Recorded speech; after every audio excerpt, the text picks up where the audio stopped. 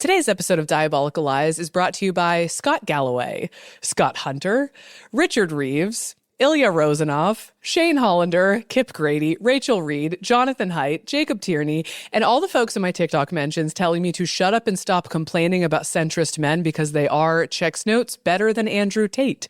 And better than Andrew Tate is the intellectual bar that we are working with as we enter 2026, Katie. I love that defense of Scott Galloway. Truly, the amount of time that people have defended him by referencing Andrew Tate has really been like a pretty incredible Bechdel test in hell, where it's like, wow, that is how we are engaging with Scott Galloway. I'm sorry, Katie, because we've already talked about the men before, but we are talking about them today. We are returning to the masculinity crisis. We first talked about this in an episode that you led called The Men Are Not All Right. And a full year after that episode, the men are still apparently not all right. And we have people creating careers off of it. But I thought we fixed masculinity last time. Did we not? We didn't fix it last time, but we were going to fix it today. This is like the Marvel sequel for us saving the men. So we are going to save them today. We're going to look at two different strategies for solving the masculinity crisis by reimagining it all together. So the first strategy belongs to one Scott Galloway, who is a friend of the pod. And the second belongs to a television show called Heated Rivalry, which is also a friend of the pod. So Katie, I asked you to watch Heated Rivalry about a week ago. And do you want to give me any early thoughts before we dive into it later today? I do have some thoughts. So I've watched 5 of the 6 episodes. We finished episode 5 last night. So you haven't watched the Cottage episode? I have not watched the Cottage. I'm saving that one. Holy shit. But I've been watching it with Thomas. And so now he's just been walking around our apartment going, oh, fuck Hollander. And I'm like, please stop. Yeah, I love it. I will say that the first 3 episodes, I thought the pacing was really weird. I was like, why is it there so much time is passing and it's like we're just getting these little blips. But I feel like things kind of clicked in episode 5. So I'm glad that I got through that one before recording. Yeah, I'm happy to help spice up your marriage by having you guys watch that together. So we're going to talk about that as a part 2, as a little carrot for getting everyone through an If Books Could Kill style rundown on Scott Galloway's recent book. So Katie, have you read Scott Galloway's recent book, Notes on Being a Man? I have not, but I am familiar with Galloway's work in the like business and investing space. So it's kind of interesting that he's like making this pivot into masculinity literature, or like the fact that he is interpreting his economic diagnoses through this like gendered lens of we need to help the men specifically. So I'm really interested to hear what you have for me today. So you knew about him from the tech and finance space. Do you know much more about his bio? Not really. I know that he like is pretty outspoken about, for example, things like public education. Like he'll often talk about how his mom was a single mother and like he was not excellent in school, but because of the University of California education system and like the fact that he was able to go there and like it wasn't exorbitantly expensive, that like changed his life. And like if it had not been for affordable public education, he wouldn't be a centa millionaire or whatever the fuck he is now. So from the tech and education or like tech and finance space, I think he's a pretty, I don't want to say banal figure, but like he is like, I would say definitely to the right of me, but generally speaking, like one of the better finance and investing voices out there. Yeah, so I did a little bit of research into Scott Galloway's bio after I read his book, and I agree with you. I think something that I find really interesting about him, I mean, a few things I find really interesting about him, but one thing is that he is largely very progressive. Like a lot of the conclusions that he will come to in podcast interviews and, you know, in op-eds are ones that we come to in this podcast all the time. He has a very similar systemic lens on the world as we do, which is why I find his relationship to the masculinity crisis so baffling to me, because it seems like he really throws a lot of his own intellectual tools out the window when he starts talking about this. But I'll prove that to you. I'll prove that to you in this conversation today. So yeah, so he is a podcast host and entrepreneur who has had a number of career phases. He first worked at Morgan Stanley for about 4 years after college, and then he founded a brand and marketing consultancy firm. Then he founded this gift monogramming company called 911 Gifts that would eventually go belly up and declare bankruptcy. conspiracy. Probably not a great name after 9/11. Oh, Yeah. Never forget E. So yeah. So you get your mission accomplished t-shirt. yeah, exactly. So that was like a weird little blip in his career. Then he founded a digital intelligence firm. Then he somehow convinced a bunch of people to let him invest $1 billion in assets as a hedge fund manager. Okay, hell yeah. Why not? I was honestly kind of reminded of Jeffrey Epstein's story, how like you'll hear about these white men who are probably smart, but really don't have like long histories of finances who can convince people to invest large sums of money. So again, he's a smart guy, but that felt kind of surprising to me. If I have $100 million, I'm not giving it to the guy with the failed monogramming company, but I'm also not someone with $100 million. We could always redistribute some money to what he's doing now. So now he teaches at the business school at NYU Stern, and he co-hosts numerous podcasts. And I will just say that, like, as a podcaster who's plugged into the business side of this world, he reportedly earns $30 million per year just on podcasting, which is like... So a little lower than us. Those are like Rogan numbers as far as I mean, that's nuts. Yeah. So yeah, he now hosts a number of podcasts, including Pivot, which is a weekly podcast with Kara Swisher. He is a formidable media personality. Totally. I think he would describe himself as an entrepreneur and an investor, and that's true. But he has really become one of the media figures who has a lot of influence and who is able to command an almost surprising amount of media attention. Like he has CNN appearances, he has podcast interviews, he's buddies with, you know, the Jonathan Haidts of the world. And so he gets a lot of airtime is what I want to say. And he's very Sam Harris coded as well, like the kind of white guy with this voice and affect who might be smart, but also claims to be an expert on everything. When you look at his bio, he doesn't have a specialty, right? Like he's investing in all these different things. He's founding all these different types of companies. And he's not really like an Ezra Klein, who would be the other type of white guy that I would describe. Like Ezra Klein is an obsessive policy wonk. Who will like occasionally throw out these takes that you're like, and are always wrong. Buddy. Exactly. Why don't we run a pro-life Democrat in a red state where the only progressive issue people like is abortion? Right. So like when Ezra Klein wades out of his area of expertise, we can get challenges. But I do think that you and I both respect Ezra Klein's depth of knowledge in policy. It's like a type of knowledge and focus. For sure. Scott Galloway is not that guy. He's not the guy who has spent decades of time with one topic.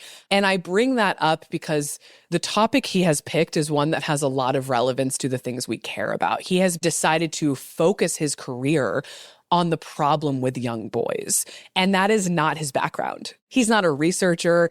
And I know that you might be thinking about you and I, Katie, and how we don't really have a background in the things we talk about. Yeah, I know. Honestly, through this whole introduction, I'm like, okay, not an expert in anything, check. No formal background in anything, check. Popping off about a lot of different subjects very passionately, check. I'm like, Carolina, Katie, we are very similar to Scott Galloway in a lot of ways, but we are very different in one way. Do you want to guess what that one way is? We think women are people. Okay, 2 ways. That's the first way. What's the second one? The second, well, clearly our PR isn't as good. Oh, okay, this is ways that we are the same as Scott Galloway or different? The second way that we are different. Number 1, we think women are people. Number 2, we think masculinity is fake. No. Am I getting any warmer? No. The difference between us and Scott Galloway is we show our work. Okay. So we are going to see a very consistent theme in our conversation today, which is that Scott Galloway, for whatever reason, does not feel the need to show the work on his homework assignment. Is this going to be one of those episodes where every 10 minutes I have to go citation fucking needed? Yes. So we're going to do a little speed run of notes on being a man, but I want to do a little amuse-bouche before we get into the book with a little back and forth I found between Richard Reeves and Scott Galloway. Oh, this will be good. Katie, can you remind our listeners who Richard Reeves is? Richard Reeves is like the mild-mannered, soft-spoken. Isn't he British? Yeah, he's British, but he lives in Tennessee. Oh, weird. Okay, poor guy. So... Richard Reeves is like the preeminent guy that you call if you are a white male podcaster who wants to talk about the crisis of masculinity. He is like an actual researcher to my knowledge. Yes. That, has a relatively legitimate basis for a lot of what he's talking about. But like, oftentimes the solutions or like the direction that he will then point us in kind of skews reactionary. So we talked about him in The Men Are Not All Right, but he was the type of person where in every source that I found for that cited. episode, he is always there. So it's kind of interesting when you see the same person coming up repeatedly in every single conversation about something. It's almost like the Texas representative, like, mailer disinformation campaign where like you're creating this illusion of broad consensus on something, but the source for every single piece is the same person. So that's Richard Reeves. Richard Reeves is, I think I have called him the Mr. Rogers of the Boys Are Not All Right conversation. Scott Galloway is in lockstep with Richard Reeves, and together they are the intellectual engine behind this conversation. So Scott Galloway kind of is the face of it, and he'll do more media appearances, and Richard Reeves, and they'll kind of joke about this together, that Scott Galloway has jokingly said, like, I'm just the megaphone for his ideas. And so they are very friendly. Together, I kind of view them, and we'll be referencing them today as the Disgusting Brothers whenever they have like a shared theory that both of them just kind of parrot. So the Disgusting Brothers were talking on this podcast episode, and they were talking about the reception of Scott's book, Notes on Being a Man. This book was widely celebrated. It was a New York Times bestseller this fall. It got like a rave review by Brad Wilcox in the Washington Post. No, okay, red fucking flag. Yeah, right. Red flag. We should really have like a separate page on the website that's just like an index of these people to be like, oh my God, that'd be Brad so Wilcox good. is another person that comes up every time we talk about this. So yes, important to note, Brad Wilcox openly celebrates and attempts to perpetuate this thing that he calls soft patriarchy, which is basically like patriarchy, but nice. It's like your husband won't get mad at you if you just unload the dishwasher before he gets home. That is soft patriarchy. It's benevolent sexism is what it is. Yes, benevolent sexism.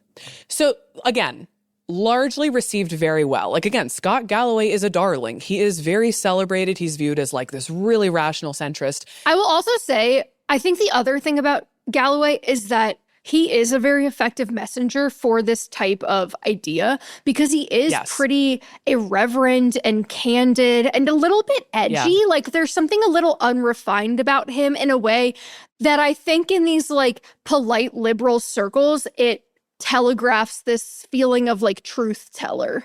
Yes, 100%. So I want to highlight this. There was one New Yorker essay by Jessica Winter that we have actually talked about on this podcast. I think we talked about it for the Women in the Workplace episode. It was titled, What Did Men Do to Deserve This? And it was a review of Scott Galloway's book.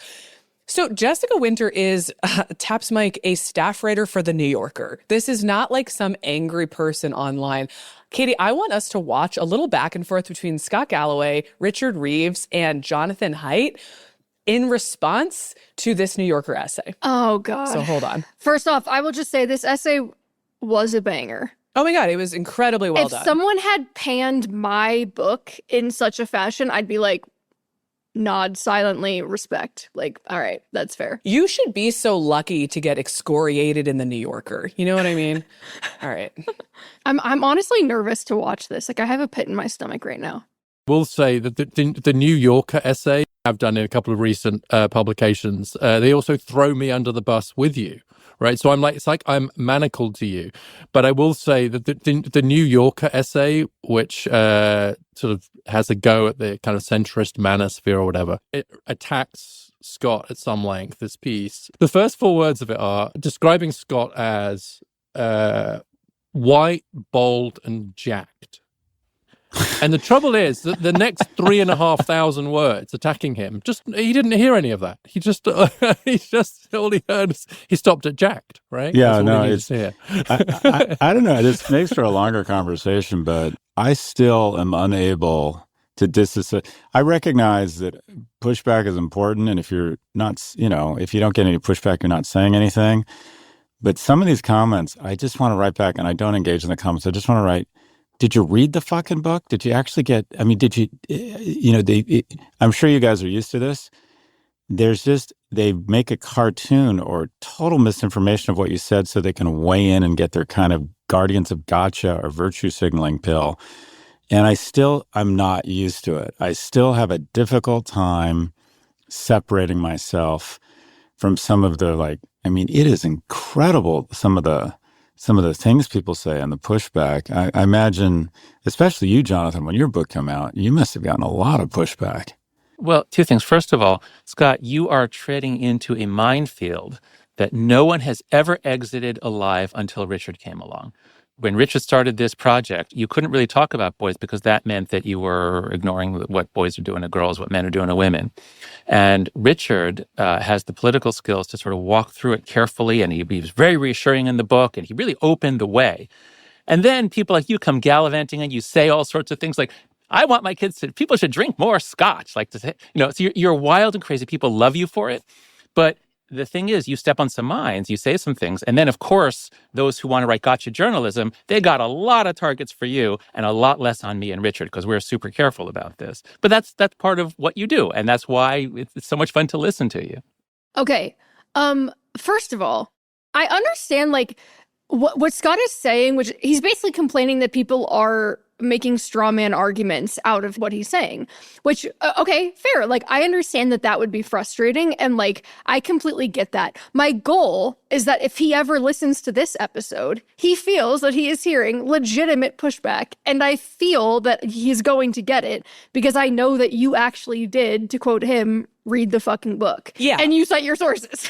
So I wanted to show this video at the jump because I think that what we're talking about today is largely about men, but women exist at the outskirts of this conversation, and they are implied in almost every sentence. And as well as queerness. This is about white, straight men, and Scott essentially explicitly says that, but there is a level of implication about the role that women play. And I was really struck by the dismissive nature with which they talked about a deeply reported New Yorker article by a woman about a book on masculinity. And I agree. I think that if Scott Galloway listens to this, I hope he feels an urge to respond and he answers the questions that we have for him. But I'm going to be honest with you, Katie, if he didn't find that article by Jessica Winter to be worthy of legitimate response, then I think that we have a bigger conversation to be had about the extent to which these men are interested in listening to what women have to say about this topic. I also just thought it was I was watching it and I was like, God, I relate to this. I mean, this whole pumping each other up. It's so you and I sending voice memos to each other being like, fuck the guy who left us a 1-star review. Yeah. You're brave. You're so brave. You're a truth teller. Yeah, no, I've done that as well. It was just really funny to me, these three guys, this little centrist circle jerk of you rock. No, you rock. If this were heated rivalry, someone would have been sucking someone's dick at the end of that video, but we're not there yet. So anyways, I just want to highlight that I did read the book. I'm sure Jessica Winter read the book, and we are going to cite our sources as we go along. Cool. So we're going to get into notes on being a man now. Little queer caveat getting into this. If you're gay or trans or non-binary, no, you are not for the length of this book. That is not a part of this conversation. There will be no conversation, only reputation when it comes to queer people in Scott Galloway's world. So, Katie, we're going to start out. I'm going to have you read a little section from the introduction of Notes on Being a Man. We're going to be heavy on the introduction of this book because that's the only place where I found statistics. And then I'm going to describe the rest of the book to you. Oh, okay. The data around boys and young men is overwhelming. Seldom in recent memory has there been a cohort that's fallen farther, faster. Why? First, boys face an educational system biased against them. With brains that mature later than girls, they almost immediately fall behind their female classmates. Many grow up without male role models, including teachers. Fewer men teach K through 12 than there are women working in STEM fields, with Black and Hispanic school instructors especially underrepresented. Post-high school, the social contract that binds America, work hard, play by the rules, and you'll be better off than your parents were, has been severed. 70-year-old Americans today are, on average, 72% wealthier than they were 40 years ago. People under the age of 40 are 24% less wealthy. The deliberate transfer of wealth from the young to the old in the United States over the past century has led to unaffordable and indefensible costs for education and housing and skyrocketing student debt, all of which directly affects young men. You can pause there.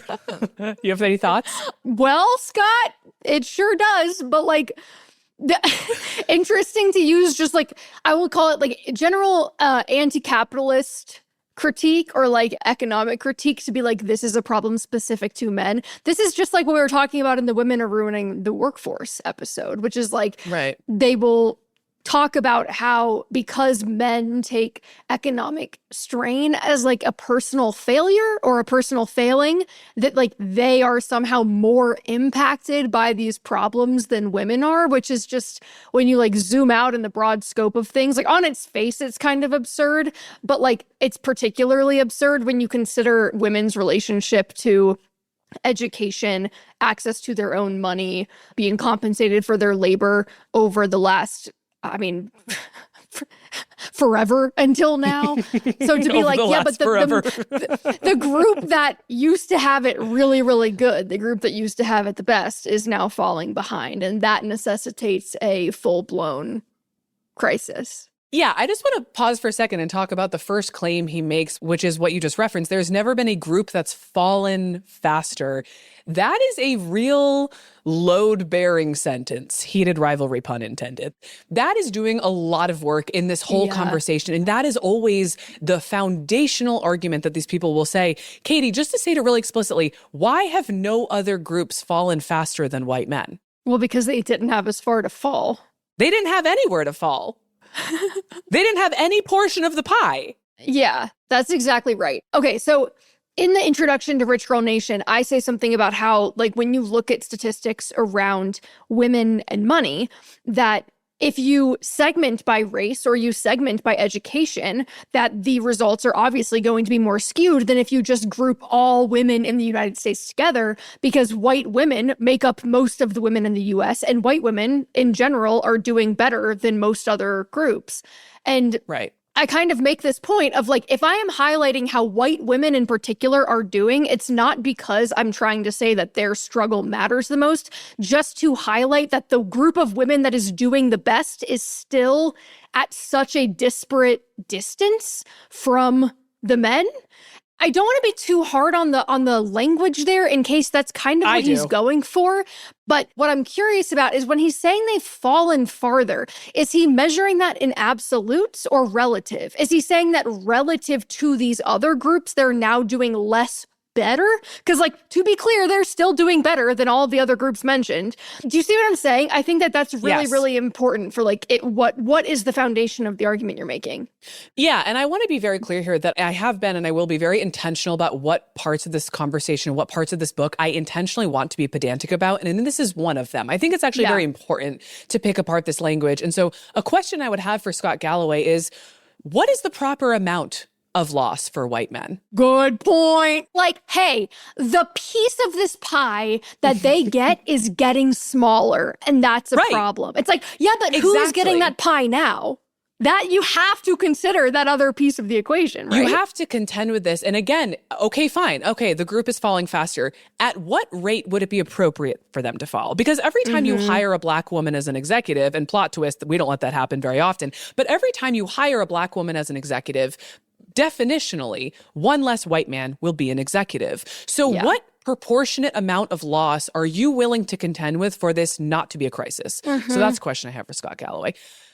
And then we get into his first major claim here, which is that the educational system is biased against men. Yeah, that's good shit. I love this one. I fucking love this one. That is pure rhetorical cocaine straight to the brain. I mean, that feels good going up the nose. Getting out the Mouthy Media business credit card and I'm just chopping gator tails on my desk right now. Chop that rhetorical claim up and just snort it through your little nose holes. So this idea that young women are suited for schoolwork and men are not, this is Richard Reeves's whole bag. And they largely base this argument off of the idea of brain development, right? Can you just give us a little summary of Richard Reeves's argument that you covered in our last episode about this kind of idea of like childhood development? Isn't it just that because women's or like young girls' brains allegedly develop more quickly than boys' brains do, that girls tend to outperform their male peers in school? This was the one area where it was like, hey, we have observed a systemic problem, and therefore we should change the entire system to accommodate it. Yeah. And I think if I recall correctly, the point that I was making in the Men Are Not All Right episode is just how foreign that feels to me as a woman who constantly is harping on the wage gap problem and occupational segregation, and how like whenever we point out that very clear observable data trend, it's not like, oh, we should change the system to fix that. It's Right. well, women should make better choices. So like again, it comes back to me ringing the same bell I always ring, which is that society is always failing men, but women are always failing society. Yeah, put it on a t-shirt. So first of all, you will not catch me arguing that our current educational model is beneficial for anyone. Except for me, because I was like really good at school. So Except for Katie, who got a 4.0. it was good for me, folks.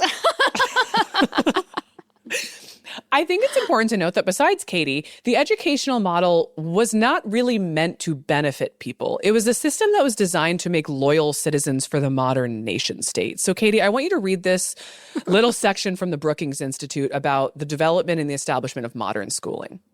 Yeah, I was really good at school because I have the natural disposition of a chastened Girl Scout troop leader. So really have a lot of respect for authority. Okay, Brookings Institute.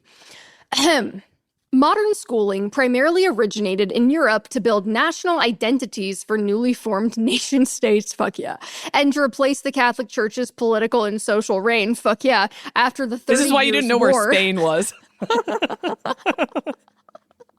Still don't. Okay.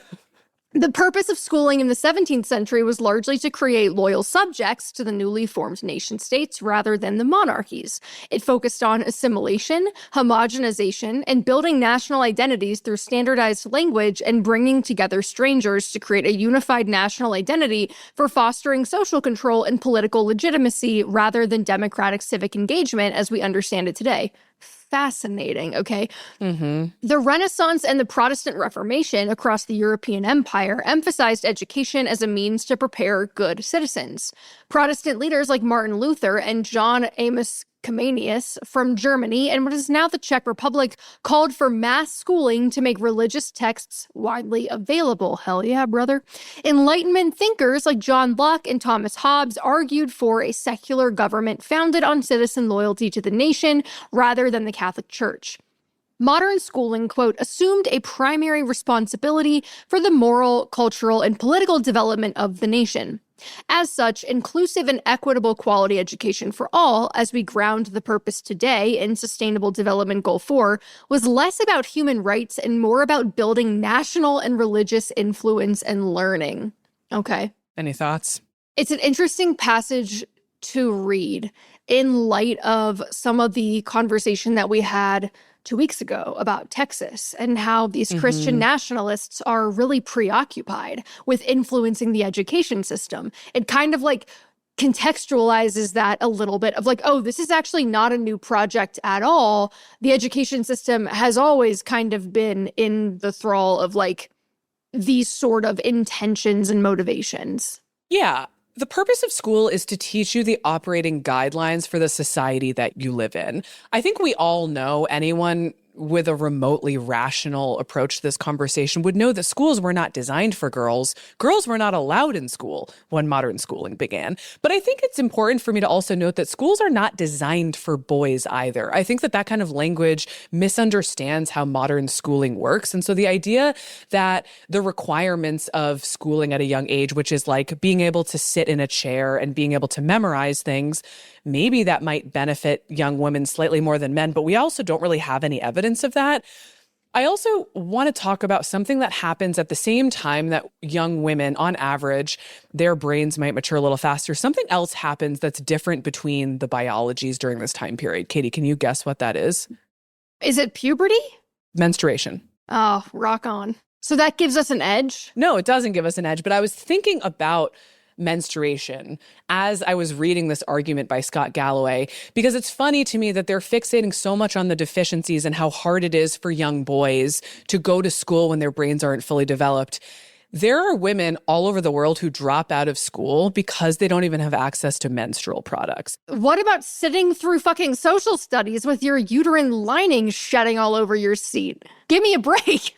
Right. The advent of the menstrual system and everything that comes with it, which is not only a change of your hormones, it is a need for physical products that cost money that some people can't afford. It is also the advent of the ability to become pregnant, which is a reason why a lot of women don't graduate high school. That is a major, major thing that happens for young women. If I were to go on CNN and say, we need to adjust our modern schooling programs to account for menstruation, I would be laughed out of the newsroom. And I would just be told, like, that's life. People have differences. You just have to go to school. Totally. But the fact that young boys have this slight difference in their brain development, we now deem as like fully legit. Boys should redshirt. We should keep boys back in kindergarten. We should keep them back in high school because God forbid there is any difference between the biologies that theoretically gives women a leg up. Just to clarify, like, obviously, as we stated at the outset, neither one of us are experts in anything. So I just want to confirm that, like, this brain development thing is, in fact, true. There is a lot of research that has been done on the brain, and there is evidence that on average, if you are a young girl versus a young boy, there are certain likelihoods. Like risk aversion is more common in young women than young men. Men are more likely to be impulsive at younger ages, and it takes them a longer time to manage their impulsive behaviors. But the brain is not a monolith. Young women do not have entirely different brains than young men. Same is true of hormones, all these different things. It gets into this almost like Victorian era perception of race science, where you think that the female brain is so different than the male brain, and it's really not. And we could spend a whole episode on that. The only thing I was going to say is that, like, I know this is probably old hat at this point, but it's really funny to me to look at the modern construct of education and like which part of the education sector is really bearing the brunt of what is like essentially like a threadbare public education system. Pointing to all the women who are educators and being like, you see, the problem is that the boys don't have any good male role models to look up to. Does he ever address that? Like the fact that teachers' salaries are so low, the occupational segregation, like the history of why women got shoehorned into teaching, because it's like basically being around kids is not considered a high esteem position. And so men would not deign to take that job. No. Okay, good. No, he does not cover that. Just wanted to make sure. All right, cool. No, that's not covered. But just to wrap up the educational thing, it's true that teachers are more likely to sometimes punish little boys for being unruly in class or to perceive them as unruly. But it's also true that teachers are more likely to perceive little girls as being less competent in math and in sciences in particular. It's true that older studies have shown that if a girl's name is on a paper, then she might receive a lower grade than a boy if a boy's name is on the paper.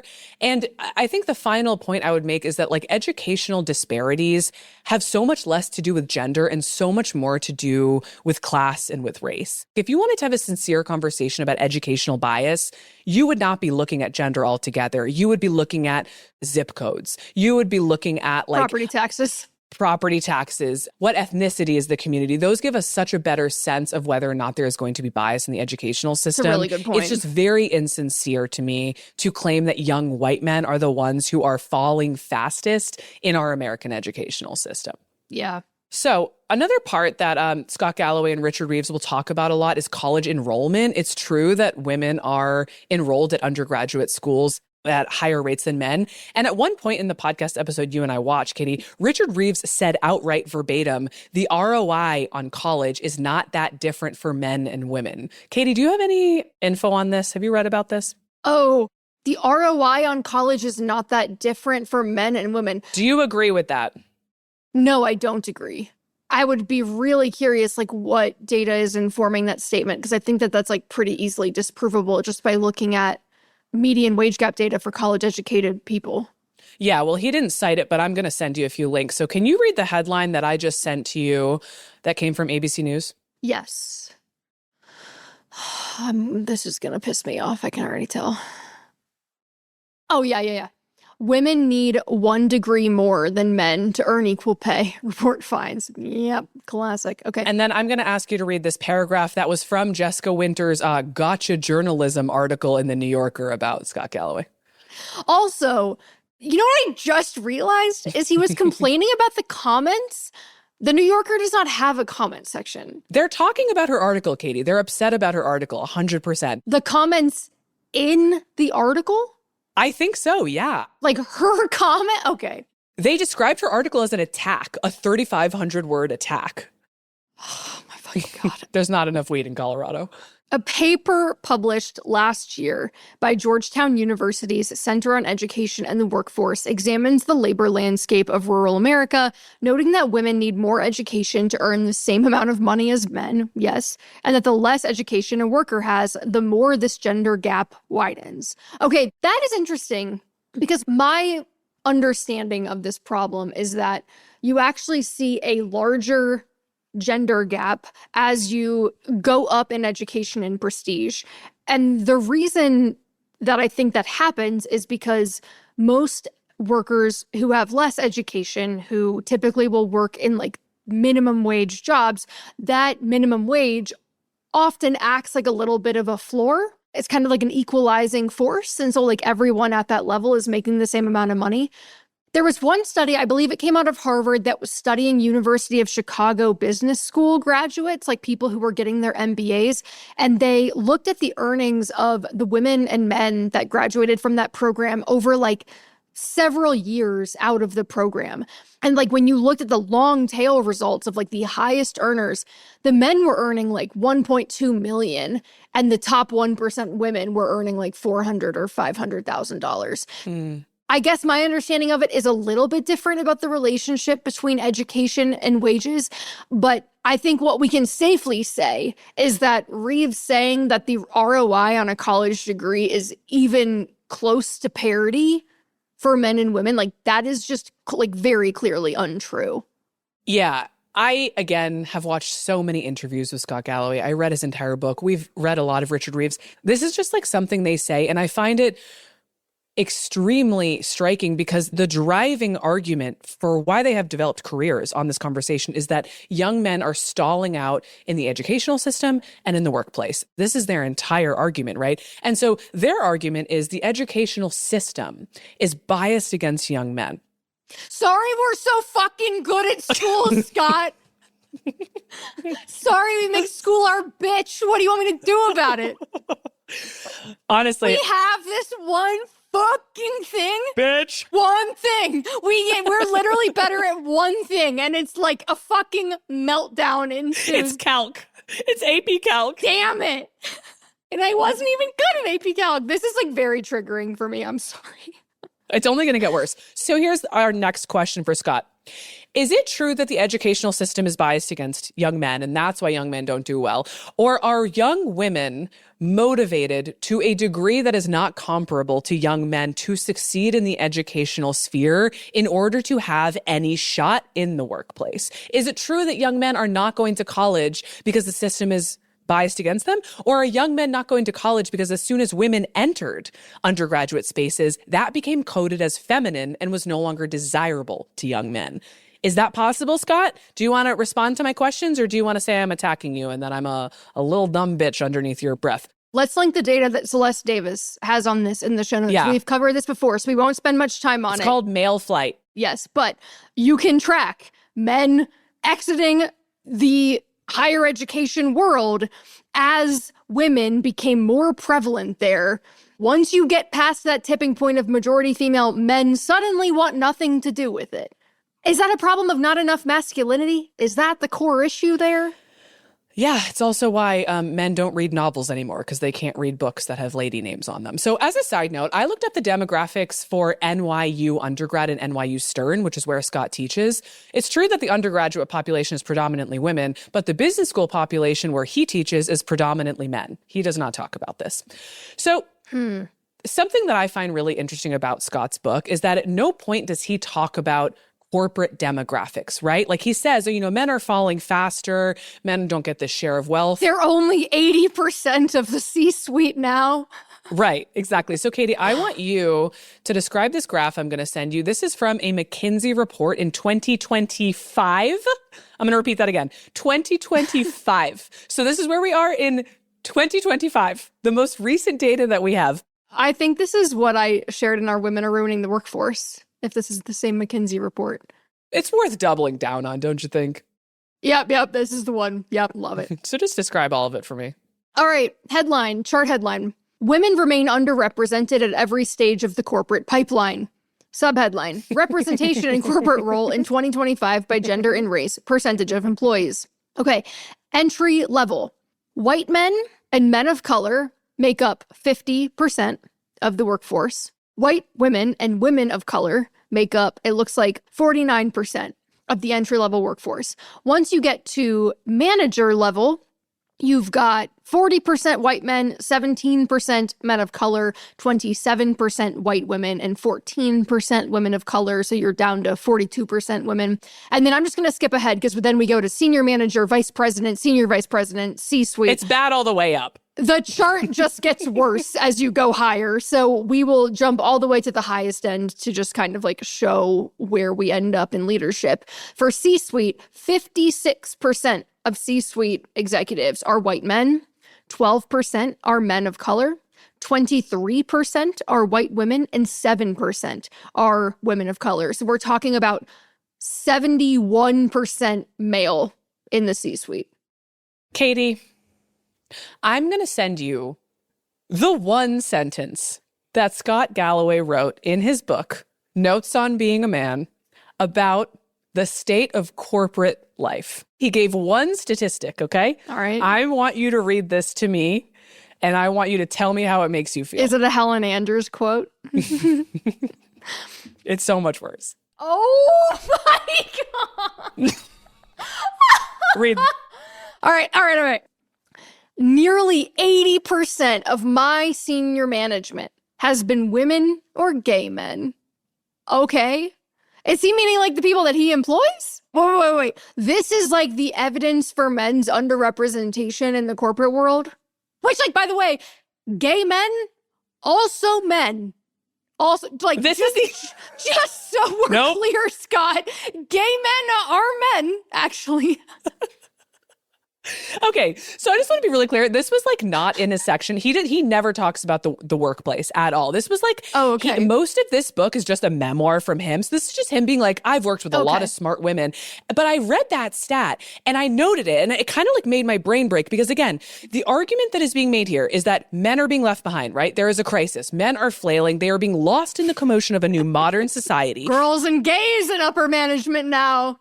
Katie, 4% of managerial positions in the United States are held by Black women. Is that a crisis? No. Up until 2023, there were more male CEOs named John than there were women CEOs. Is that a crisis? No, not at all. In the class of 2027, for Scott Galloway's business school, there are more men than women enrolled. And the only line that he has in his book to educate readers on the state of the workplace is that nearly 80% of senior management that he has been dealing with has been women or gay men. Do you think that's an accurate reflection to help people understand the state of the world today? I just love that it's a book about how there aren't enough men. He's like, well, there are men, but they're gay. So obviously that's an issue. It's like gross. The subtext is like, dude, my guy, like that's so bleak. Okay, I shouldn't say I get it, but I don't give him an inch. We have him cornered. If I were Scott, if I were here, what I'd probably say is, well, the fact that there were more male CEOs named John than women was treated like a crisis in the news. Like, we do know that statistic because people were taking it seriously to some degree, at least rhetorically, and like talking about the fact that women are underrepresented. So it's like, I understand the idea of like, but no one's talking about the state of men. The problem is that there's nothing actually like really wrong with the state of men in corporate America. Like, you can't make that argument. No one's talking about it aside from this trio, the Disgusting Brothers, because it's not a crisis, because there's nothing wrong with them. To the extent that something is wrong for men, it is the same things that are wrong for everybody, which he sort of touches on in the introduction. And that's something that I kind of noticed about that opening passage that you had me read is like, we're kind of conflating two things. We're talking about men as a whole doing worse. We're not really clear on like what worse means, whether that is relative to other groups or like as a whole. I mean, we just don't know. But it also is talking about like very real economic and like sociocultural problems that are completely legitimate. The problem is that for me, he's not really making the compelling case for why these are issues of masculinity and not issues of capitalism. Right. The reason I wanted to highlight this sentence was because the way that this book is structured, Scott Galloway spends a lot of time bemoaning the educational system, not talking about the advantages that men then still continue to reap in the corporate workplace. And this stat that he uses really creates a scenario where I think if a person were to read this book hoping to understand the current situation, they could very easily come to the conclusion that women actually have taken over, that young men are not getting jobs. And I think that that gets into the information that you and I discussed in this podcast a lot, which is that people often have just wildly over-exaggerated perceptions of representation of demographics. Like there is a lot of information that shows people who watch Fox News think that the trans population is way bigger than it is. If women enter workplaces, someone might perceive them as taking up 30% or 50% of the workforce, when in fact they might only be 15%. So it just feels really important to me that Scott Galloway never engages with this tension, with the fact that, yes, men are not getting educations in the same way that young women are, but that's actually not proving to impact them in terms of like the corporate workplace. Right. And that feels like a tension that at the very least, if you were in good faith, you would be engaging with and you would be grappling with, that men still have higher net worths, that they still get better jobs, that they still have higher wages. At least engage with that. But he really never does. Mm-hmm. Yeah. Moving on. Scott's argument, as we've sort of discussed, is that it's not just that the educational system is set up against them, it's that the social contract has been broken. So, Katie, I'm going to have you read a section here. Christ almighty. The percentage of young men aged 20 to 24 who are neither in school nor working has tripled since 1980. Workforce participation among men has fallen below 90%, caused by a lack of well-paying jobs, you don't say, wage stagnation, disabilities, a mismatch of skills and or training, and falling demand for jobs traditionally held by prime-age men. This is deadly. From 2005 to 2019, roughly 70,000 Americans died every year from deaths of despair, suicide, drug overdoses, alcohol poisoning, with a disproportionate number of those fatalities being unemployed white males without a college degree. Excluding deaths caused by the opioid epidemic, America's suicide and alcohol-related mortality rate for all races is higher than it's been in a century. It's also a mating crisis, as women traditionally mate horizontally and up socioeconomically, whereas men mate horizontally and down. Up until the mid-20th century, homogamy, marriages between men and women from similar educational backgrounds, was more common than not. Today, hypogamy, where women marry men who have less education than themselves, is on the rise, the horror. When the pool of horizontal and up young men shrinks, there are fewer mating opportunities, less family and household formation, and not as many babies. Here's a terrifying stat. 45% of men ages 18 to 25 have never approached a woman in person. It's because they're all in their goon caves. And without the guardrails of a relationship, young men behave as if they have no guardrails. Oh, any thoughts, Katie? My God. Is it fair to say that, like, what this is kind of quietly laddering up to is that without women to Katie, you can't imagine what this is quietly laddering up. This is laddering up to the room of your nightmares. This is the attic from hell. You are climbing the ladder to the attic from hell. Okay, this is just kind of like an Ouroboros of cause and effect. Like, I'm kind of having a hard time even articulating it, as you can tell. It's like, okay, so the education system is somehow worse for men than women, but only recently. It didn't used to be worse for men than women, but we are not really being specific about how it became worse for men than women, or like what changed about it to suddenly make it worse for boys, aside from women's presence. And so because of that, men are not getting as much education and like not attaining gainful employment at rates if they used to be, except we know that like they still are earning more, but we're not really going to address that. But so because they aren't getting as much education, because they're not getting more education and more wages than women consistently and reliably enough anymore, women don't want to fuck them. And because women aren't fucking them, they are killing themselves and remaining unemployed? That's largely what we're working with. Okay, yes. cool. So I just want to to make sure I was tracking. Yeah, you're tracking. So first and foremost, young men need guardrails, and those guardrails are women. That's going to matter a lot when we get to his defining thesis of masculinity. I also want to note a really interesting little sleight of hand he says when he says women traditionally mate horizontally and up, whereas men traditionally mate horizontally and down. Yeah, because traditionally women couldn't go to college. Traditionally women didn't have jobs. Traditionally, women were property. So yes, traditionally, Scott, women did marry up, and traditionally men did marry down. Why might a woman in the 1960s have had to marry up? Could it have been because she had no money of her own? Hard to say. Traditionally, though, Katie. Contend with that, please. I'm begging you. Are you seriously telling me that there is no acknowledgement in this book the fact that women used to be legally property of their husbands? Katie, there is none. Oh, that is so unserious. And this is where I'm like, Scott, you're smarter than this. You're an intelligent guy. There's no way that this is actually that big of a blind spot for you. This is what's so infuriating. So again, the phrase hypogamy, where women marry men who have less education than themselves, is on the rise. Well, definitionally, of course it is, because women have just recently developed their opportunity to get education themselves. So of course it's on the rise from the time period when they weren't allowed to get education or jobs or take out bank loans. You know what I mean? Yeah, like advent of birth control, advent of Roe v. Wade, which RIP.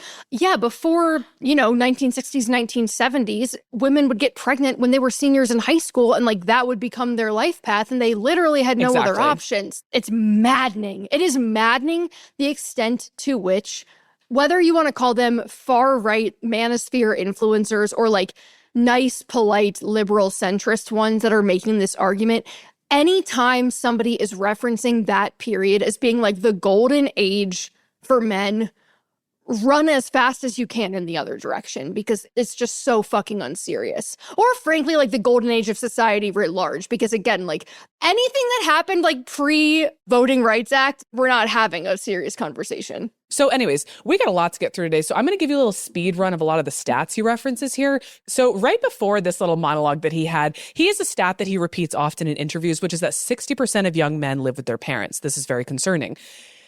The details that he does not provide with this information is that actually it's 57% of young men currently live with their parents. Katie, do you want to guess what percentage of young women live with their parents? Oh my God, it's going to be like 54. 55% of young women live with their parents. Let's go. He never shares that, though, because it doesn't matter if young women live with their parents. It only matters if young men live with their parents. Oh my God. The problem is young men. Who gives a shit what happens to the young women? Society is failing young people.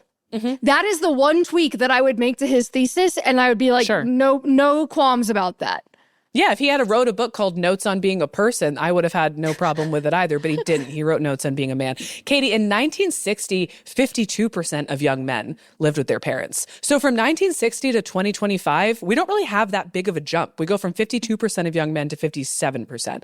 So like, I don't even really know what the point is that he's making beyond using a statistic that he knows will scare people. But let's go to the next one. So the stat that he gives, that he says all the time, is 45% of men from 18 to 25 have never approached a woman in person. So as I mentioned, there are no footnotes in this book. There's no appendix. There's no citations. No worries, though. I will spend 10 hours of my life tracking down this stat that you have said. Does it come from the like entry paperwork to Hustlers University? Katie, when I went searching for the stat, I felt like a scene in Tim Robinson's show Chair Company. I was like trying to pull strings together. I was like, I kept Googling it and I would find like Tim Ferriss citing Scott Galloway. I could not find it. So finally, I find where Scott Galloway pulled this source from. So it comes from a guy named Alex, who runs a now defunct website and accompanying YouTube channel called Date Psychology. So as far as I understand for who Alex is, he has a master's in cognitive and behavioral neuroscience. He's interested in dating and attractiveness, and he had a Twitter account. So he stopped posting a year ago. I no longer think that this guy's doing this work. All of his videos on YouTube are like 1,000 views here, 1,000 views there. I had to turn off all of my privacy settings to get to the website Date Psychology because my Chrome kept being like, hey, we don't think this is safe. We think your data is going to get stolen. So I gave away my data, my social security account. Big Tech is like, whoa, Caroline, a lot of misogyny behind this firewall, girl. You sure you want to go back here? The website wasn't even that misogynistic. The guy shared this info. He just did a convenience sample from his social media account. So what that means for anyone who knows is that this guy ran a poll, Katie. Kidding me. So Scott Galloway has shared this information on CNN. He told Anderson Cooper. Tim Ferriss has shared it. He wrote it in his book. It's all over the internet. 45% of young men have never approached a young woman. This stat is not verifiable. It was a Twitter poll. It's also not clear to me what we're supposed to take from it. Like, people are also online more. It doesn't say how many women approach men. It doesn't really connect it to sex. We know that young people are experiencing a crisis of loneliness. Also, hold on. Yeah. Would love to know when the Twitter poll was conducted. Because if we're talking about 18 to 25, and the question is, have never approached a woman in person, we kind of just concluded like a 2 to 3 year period where like people really weren't doing things outside of their homes. Katie, that is nuance that we are not concerned with right now. I don't want to be a dick because I know there is data. Like Gia Tolentino did a piece in The New Yorker about this not too long ago about like casual sex among young people is on the decline. And like, there are a lot of people that are like, why is this happening? Like, what is the cause of this? And there is a very obvious, and I would say kind of salacious, like click-worthy explanation that lends itself to answering this question, which is like, yeah, young men and young women are like in kind of a fraught, intense period. Like the same sort of political polarization that we see, which I don't even really like that word anymore, but that same type of polarization is to some extent happening with young men and young women. I assume that's the easy explanation that's often offered. There is a lot of data about like people not having as much sex. We know that this is true, right? So like, why not use that statistic if that is the thing that you are really concerned about? I think that it is really telling that like he is continuously parroting this kind of like weird defunct Twitter poll stat with like kind of questionable origins. We have no idea who answered it. And on Twitter, running a poll like that, it's not like you can validate or verify the identity of anybody who's answering the question. So like, who knows the extent to which trolls blew up those results. But what that stat does for Galloway is it allows him to make the argument that essentially men are pussies, that like men aren't strong or courageous enough anymore, that it just supports the quote unquote masculinity crisis argument that like, wow, men won't even approach women anymore. I just think like it comes down to whether or not you care about the idea of an objective reality. Does it matter for someone to share statistics that are true? He shares so few statistics in this book to back up his claim. I went through every single one of them. If these were the only ones that were not legitimate, I probably would not be talking about them. But Katie, almost none of them were legitimate. It was either obscuring information that would clarify that this is not a male-only crisis that he's talking about, or it was pulled from so illegitimate of a source that it's like, once again, you cannot be asking me to take you seriously as an intellectual thought partner. Like, you are not educated on how to research, or you don't care about correct research, and either of those outcomes is disqualifying to me. Like, you are someone who is making tens of millions of dollars off of pushing and amplifying this manufactured crisis. You have an obligation to share information that backs up your claim. So like, again, Scott, if you're listening, do you care that this stat is not legit? Do you care that 55% of young women also live at home? Why would you exclude that part? Why do you only care about young men living at home? Why is it more important for young men not to live at home than young women?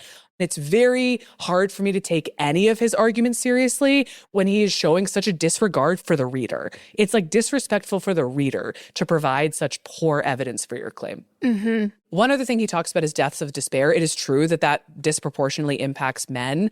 I will say even that is more complicated than he lets on. Young women attempt suicide more often than young men, actually. But they survive their suicide attempts more often than young men. And young women often attempt suicide in different ways than young men. There has been a lot of research done on this. People are trying to understand what that means.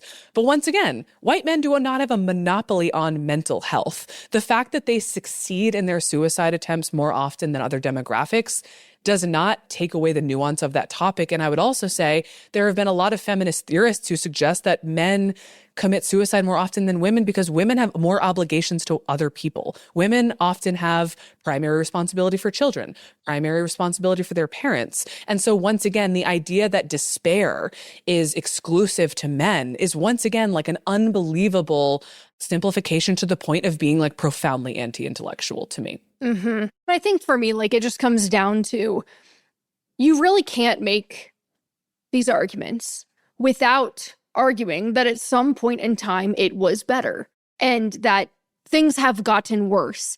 And to me, it feels like often the triggers or the causes for things getting worse are always wage stagnation, offshoring, legitimate grievances about our economic system, like post-Reagan, Friedman 1980s.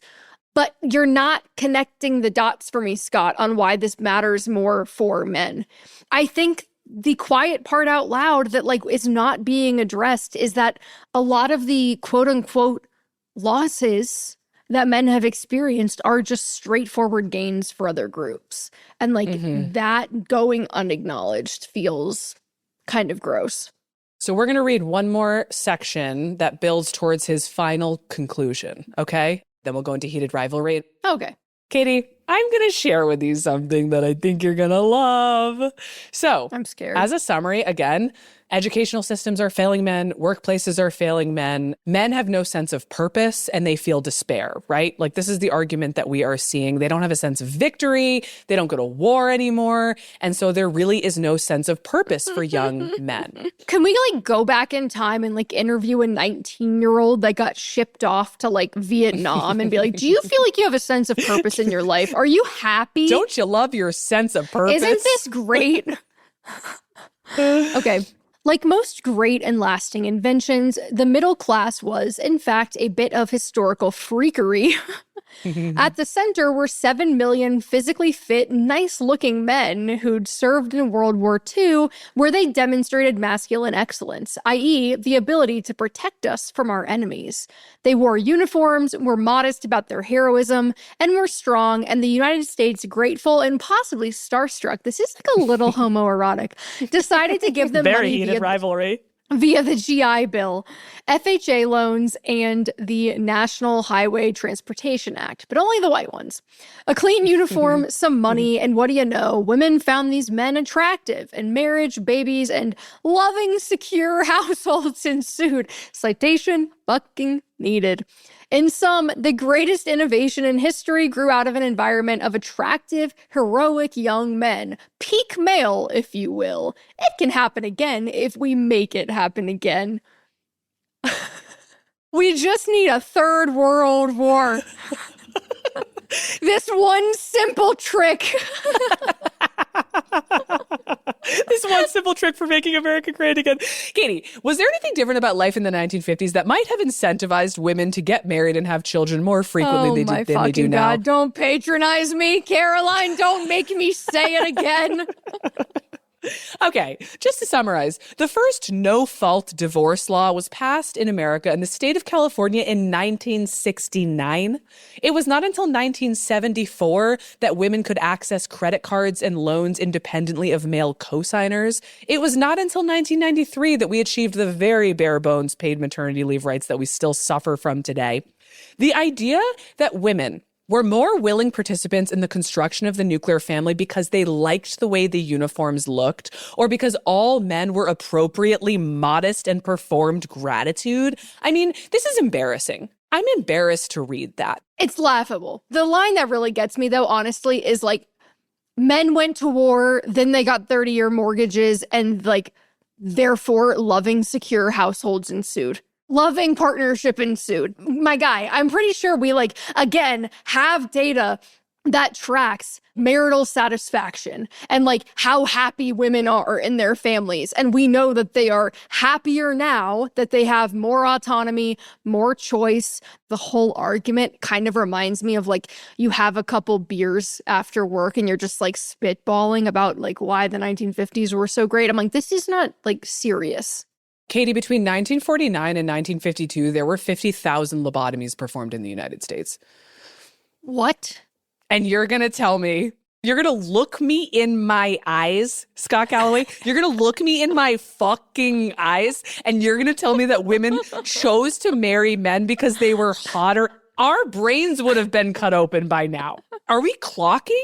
Is it clocking to you, Scott, that I am standing on business with my full fucking brain? Okay. Now plot marriage rate with Valium prescriptions. Right.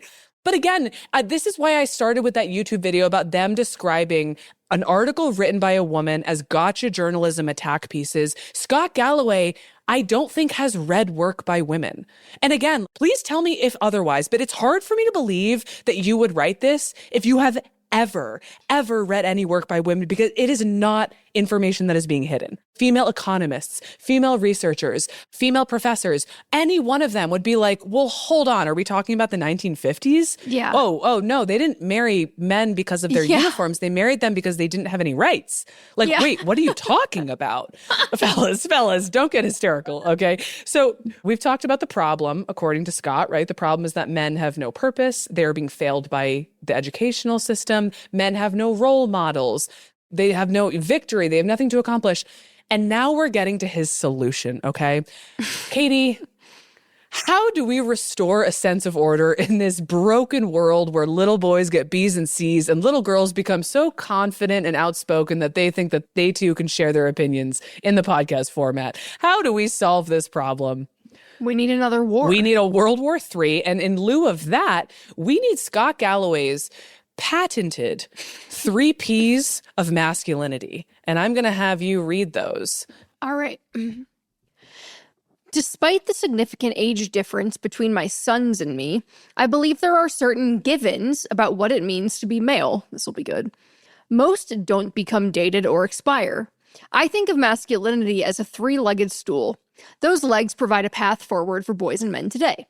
In answer to the questions, why are men here and what do men do? The answer is threefold. Men protect, provide, and procreate. All right? A radical new idea of patriarchy. Scott Galloway with the new modern solution for how men behave in a masculine way. Protect, provide, and procreate. Continue, Katie. Protect. If you're looking for a good shorthand phrase for healthy masculinity in 2025, you could do a lot worse than the word Mensch, which in German is not synonymous with protect. Go on. Which in German simply means human. Interesting choice to be like. Interesting. Okay. So we do think. Do something universal and not gendered. Interesting. Oh, okay. Go on. And in Yiddish describes a person of integrity or rectitude, a just, honest, or honorable person. The first instinct of a mensch is to protect, to sacrifice for something bigger than oneself, and not to pick on the vulnerable, but to look out for your family and community. Real men don't start bar fights. They break them up. They don't shitpost other people or their country. They defend both. A man's default setting should be to move to protect in any situation. Groundbreaking. Protection as a core tenet of masculinity, groundbreaking. Women are like, yeah, I was just looking for a guy who doesn't talk over me and maybe thinks I'm a person. But sure, I guess don't get in bar fights. I want a boyfriend who knows how to vacuum. Do you have any of those, Scott? Shut up, bitch. Okay, keep going. All right. Provide. This one is a real work of mumbo jumbo. So really get yourself squared. Historically, being a provider was a man's job, but women also becoming breadwinners doesn't mean the role is any less important for men. At the outset of his career, every man should assume he needs to take economic responsibility for his household. A man with a decent job and a strong economy is creating wealth, paying taxes, and earning social capital, not to mention his own self-respect. He also provides stability, support, love, and trust for his family, community, and himself. He's a ballast that absorbs the dramas taking place around him without giving into them himself. when you're trying to hit the word count. Also, being the provider sometimes means getting out of the way of a wife or partner who may be better at the money thing. All right, I hear you. And picking up the slack elsewhere, all the while being supportive. Okay, you know what? Wait. I didn't hate that. I'm fine with that. Pause. You know what? While Hell we're yeah. talking, Riley's in the other room and he just texted me, Scott Galloway's 3 Fs, fucking, fighting, food. It's so funny to me. Tell Riley to get in here, get mic'd up, and provide for his fucking family. Oh my God, I'm crying. Okay, do the third and most important P. Okay, I just want to give flowers where flowers are due. I appreciate the get the fuck out of the way and let your wife out earn you and contribute in another way. I appreciate that too, but it doesn't make any sense. Then why is provide essential for men? Why not care? Like, this is what I'm saying. He's like speaking in progressive mumbo jumbo speak, but the reality is that what he's saying is dominance. Anyways, continue. Go to procreate. Okay. Procreate. The third foundational element of masculinity is ensuring the species endures. So is this going to be about climate change? It's going to be about climate change, isn't it? This doesn't mean having children is an obligation. Many people can't or choose not to and are instead great uncles, aunts, cousins, friends, and mentors. But arguably, it's why we're here. This starts with sex. My generation never gave up on sex. However, lately, underemployed and screen-numb young men who feel rejected in an increasingly winner-take-all dating market have thrown in the towel. Meanwhile, young women find themselves in an intensifying competition for a shrinking pool of what they view as viable mates. The viral hit is, I'm looking for a man in finance or media. Wait. That's not the song. Viral hit. Now, that's what I call music. The song is, I'm looking for a man in finance, 6'5", 6'5" blue eyes. I love Yeah. that the media mogul is like, I'm looking for a man in finance or media. Not, I'm looking for a high school dropout who lives with his parents. Being a procreator doesn't mean having sex with as many women as possible or having no contact with your kids. A good procreator invests time, energy, and resources to raise kids who are stronger, smarter, faster, and more impressive than him. You know what? This is what sucks about this, Caroline, because I think that there is, again, if you take these tenets, protect, provide, procreate, and you strip them of their gender, and you just make it like caring for others, being an upstanding citizen, contributing to your society and your community. Those are wonderful goals that, like, yes, would probably build social trust, would probably create a pretty lovely world to live in. I don't understand the insistence on A, overarching, like making this about masculinity, but B, I think what I'm struggling with is that each tenet, he like basically then disavows what's in it in the explanation. You're identifying something very real here, which is that for people like Scott Galloway, who claim to be radical centrists, right? What they want is reactionary, but they know that they can't argue for it in that way. And so they end up making progressive arguments for reactionary outcomes. So what Scott is talking about here is repackaged patriarchy. If you say protect, provide, procreate, that's just what we had for a very long time. And so the question I would have for him is, okay, if those are the 3 Ps for masculinity, what's your rule for femininity? Because you claim that women can also provide. Is provide in your list for women? Or would you have a list for women that is about take care of the household? But if you work, that's okay too. But the priority is taking care of the household. That's a Do you see really what I good mean? point. Yeah. It's like to force the issue and to force the clarity here on like what his position actually is, you would need to know what the opposite side of that coin is for him. It summons to mind for me when Erica Kirk did that video with Charlie Kirk that we talked about at the Turning Point USA conference, where she was like, if you're 30 and single, it's fine. It's not ideal, but it's fine. But ideally, we need to be finding our mates. Like, they talk about the priority and then they will acknowledge the reality, which is that women work now. Men have to deal with women working now. But what they are arguing for is identical. Everything about how Scott Galloway talks about masculinity is defined by how women are implicated in it, okay? Women are the prize in this definition of masculinity. They are the rubric upon which your masculinity is graded. They are the ones who ultimately bestow upon you your masculinity by determining whether they will marry and have babies with you, which really means that they are the ones that you can punish if they don't finally give that to you. Like, women are the carrot throughout this whole book. It's, well, I learned to be a good guy because I wanted my college girlfriend to fuck me.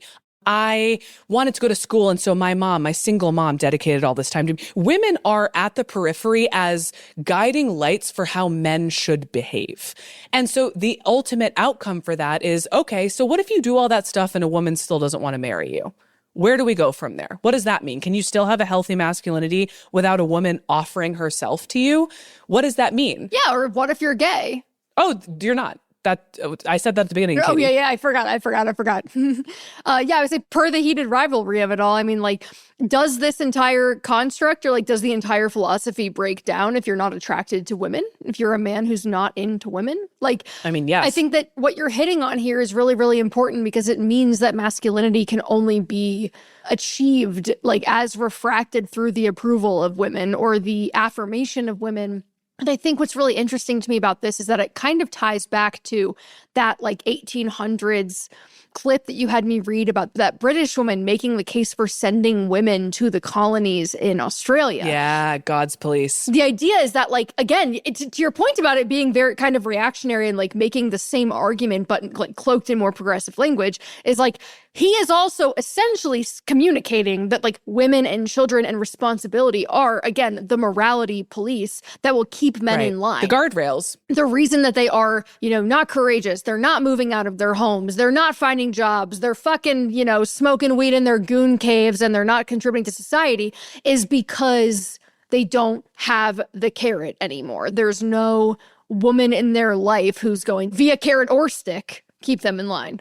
I think the reason why it's so important for me to at least make the argument that Scott Galloway is much closer argumentatively or rhetorically to the Andrew Tates and the Charlie Kirks of the world than he is to like a feminist is because if your understanding of masculinity is those 3 Ps, protect, provide, procreate, then by definition, you are in opposition to feminism. Because feminism is defined by the desire to free women from this exact power structure. Like, feminist theory is more or less about creating a world in which genders are not dependent on one another in order to exist in the world.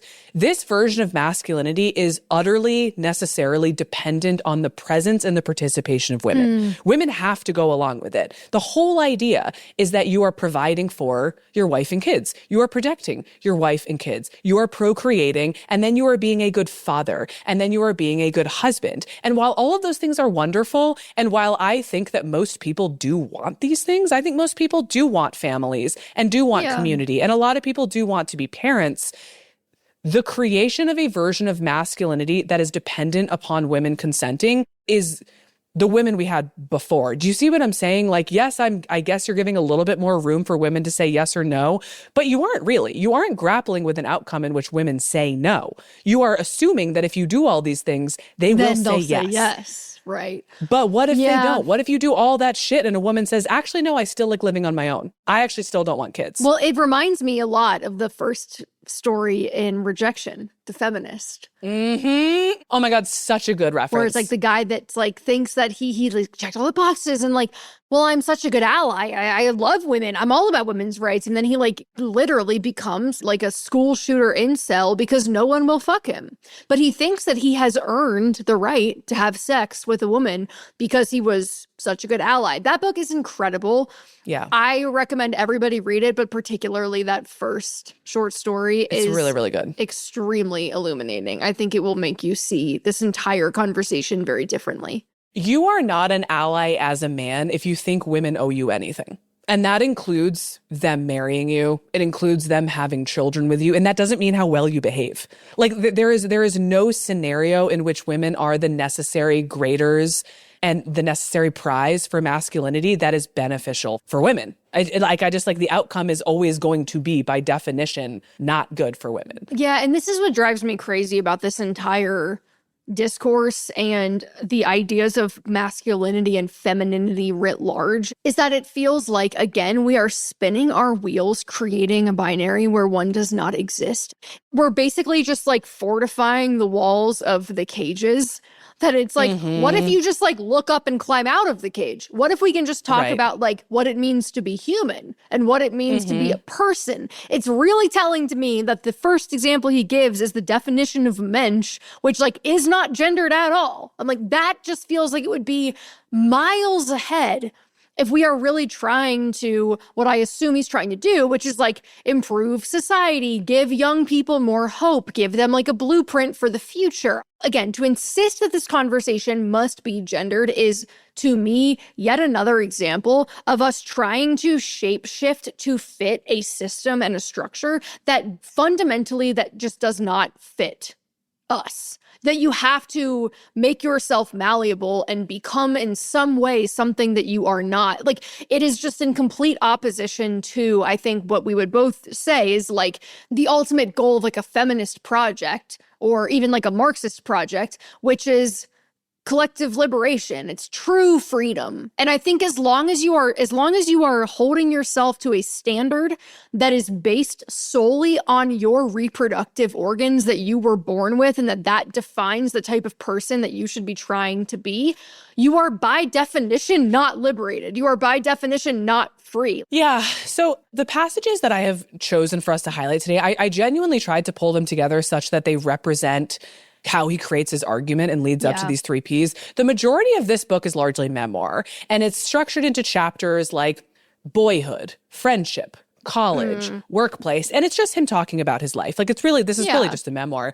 But I was really struck by how irritated reading the book made me. And I think that it was because as I was reading this book, everything he wrote about his own life was always being packaged into an idea of manhood. And every single time I would read it and be like, well, where does that leave me? Like he would talk about rowing in college and how it taught him how to be a man. Being an athlete gives you all the tools that you need. Did rowing in college teach you how to be a man, Caroline? I mean, arguably, yes.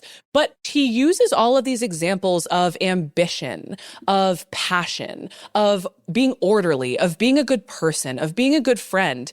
And again, the vast majority of the book is not problematic in the sense of he's basically saying be a good person. But the question I just kept coming back to again and again is, what are your rules for women? Because clearly you don't think that this applies to women. You're saying that these are distinctly male lessons. So if these are distinctly male lessons, then what do women want? If they don't want victory, if they don't have ambition, if they don't desire financial success, then how do you reckon with where the world is today? How do you reckon with the female undergraduates? He doesn't even try to contend with that. And it just felt very triggering for me to read this book about how all of the good qualities of being a person are masculine. Being respectful, working hard, fighting for what you believe in, being a good citizen. These are all how you become a good man. And so again, like Scott, if you're listening, how do you become a good woman? What are the distinctions here? Because you clearly believe there are distinctions by definition, or else you would not be writing this book. You think that there are things that men do and things that women do. What are the things that women do? Because if you clarified that to us, we would have a whole lot more illumination on what you're really saying here. Because otherwise, you're just talking about people. Yep, agreed. Okay, so that's Scott Galloway's vision of the world. Provide, protect, procreate. Katie, now we're going to talk about heated rivalry. What do you know about heated rivalry?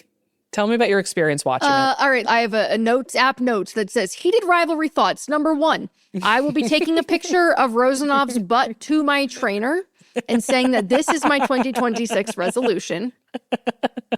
So heated rivalry has kind of become like a phenomenon on HBO, right? HBO Max.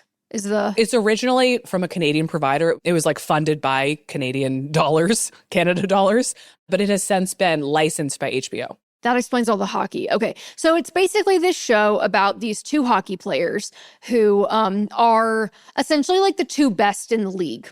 And in the show, it's called the MHL instead of the NHL. But in the MHL, in this fictional National Hockey League, these are the 2 best players. And in the very first episode, like it's clear there's chemistry between them. And the show basically follows them throughout like several years of their career, maybe even like a decade of their career, as they're like playing each other and kind of like trading off for being the best player in the league, winning the Stanley Cup or like getting drafted first or, you know, what have you. And early on, they develop a sexual relationship that like then becomes romantic later in the show, but they're both closeted, one because he is from Russia and goes home to Russia every summer, and like essentially like you can't be gay in Russia, so it would not be safe for him to be out. And the other, I think, is kind of coming around to his sexuality like later in life and like only now realizing that he's gay. There's like a really funny scene in the hotel room where one of them is like, I think I'm gay. And they've been having gay sex for like years. And the other one like is like, oh, really? Like, tell me more. What makes you say that? But it's really sweet. It's a very tender but funny and like, I don't know, heartening is like the only word I can think of to describe it. Like, it's a really well done romance story. Yeah. So Heated Rivalry is a television adaptation of a book series called Game Changers by the author Rachel Reed. There are 6 books in that series, but this show primarily focuses on 2 of the novels in that series. One is Heated Rivalry, which is what the show is named after, and one is Game Changer. And Game Changer, Katie, is basically the story that we kind of get an episodic preview into of 2 sort of lesser main characters called Kip and Scott. I think I like enjoyed their plot line almost Kip and Scott more than I enjoyed the, yeah, I thought they were adorable. It's really sweet. It's really sweet. So both of these books and then the romances within those books are about romances between men, and they're centered in the world of hockey.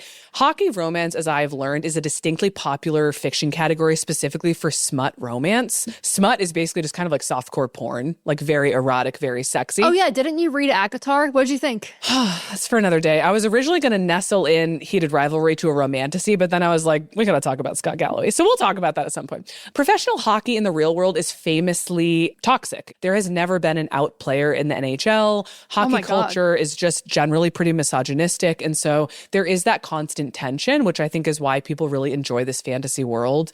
As you mentioned, the main romance in the television show is between 2 hockey players. One is a biracial Canadian man named Shane, and one is a Russian white guy named Ilya.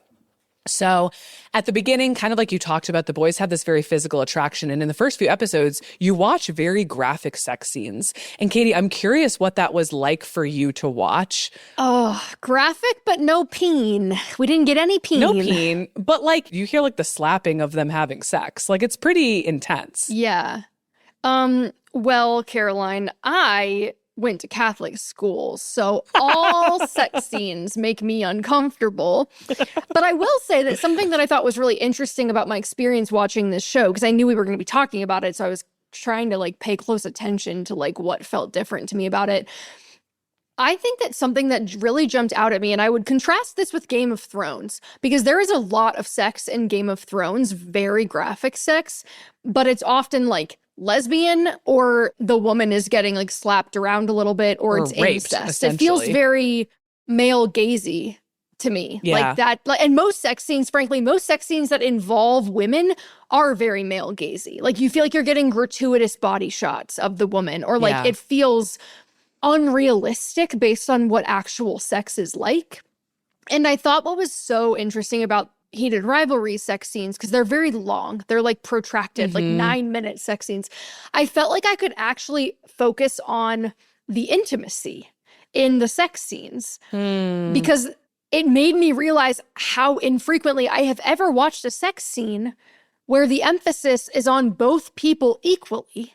Like tight shots of their faces, their expressions, as opposed to like gratuitous like ass or titty shots. It also made me realize like how little I've ever seen gay sex or like queer sex of any kind portrayed in popular media. Again, with the exception of like lesbian sex scenes in Game of Thrones, which felt a little bit more like porny to me. Yeah. So, I mean, there's a distinct irony here right now that we're talking about a queer romance, right? This is a show that centers queer love stories.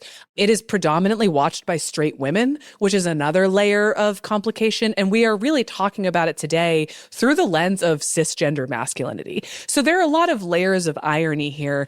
But I think that I believe very strongly that the way that heated rivalry grapples with the concept of masculinity and really a cisgender heteronormative vision of masculinity is very interesting. And so part of the reason why that is so front and center of the show is that all of these characters are hockey players, or 3 of the 4 main male characters are hockey players, and they are all capable of moving through the world and behaving as if they are straight. And that is largely probably by survival. Like if you're living in a very misogynistic and homophobic environment, then you're probably very capable of code switching. And so because of that, these main characters, all of them, are easily passable as straight men. And they have a lot of characters that are associated with straight men. And so one of them that I would describe is the way that they communicate. And so at first, Shane and Ilya's difficulty with communication is quite literally shown via language barrier. Ilya can barely speak English. And so you have this inability for them to share how they feel. That's almost like a double layer cake, right? Where both of them can't really talk about their feelings or don't even know how they feel, but also they can't say much to each other. It is largely physical. And as Ilya's English develops over time, so does their ability to talk about their emotions. And so you're watching a very central issue in masculinity kind of get unspooled in that way.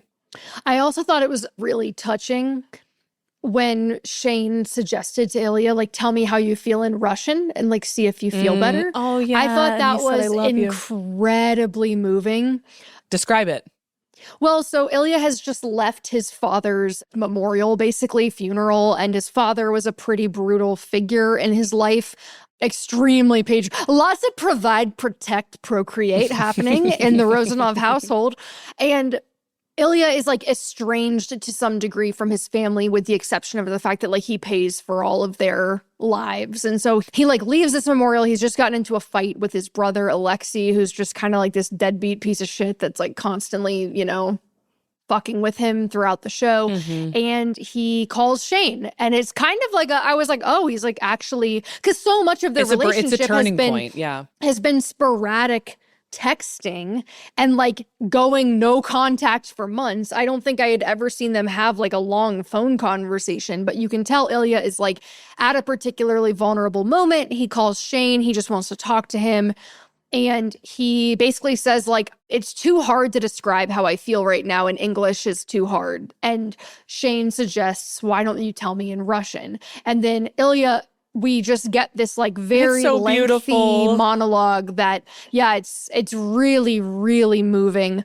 One thing that I've also found very touching about this show was the relationship between Kip and his father as a foil for Ilya with his father and like Shane with his parents. His parents are a little like Kris Jenner. They're a little bit stage mom, and you kind of get the impression that like they don't know him very well. And they're I don't know. I turned to Thomas at one point and I was like, God, they're just like using him, and it's so obvious.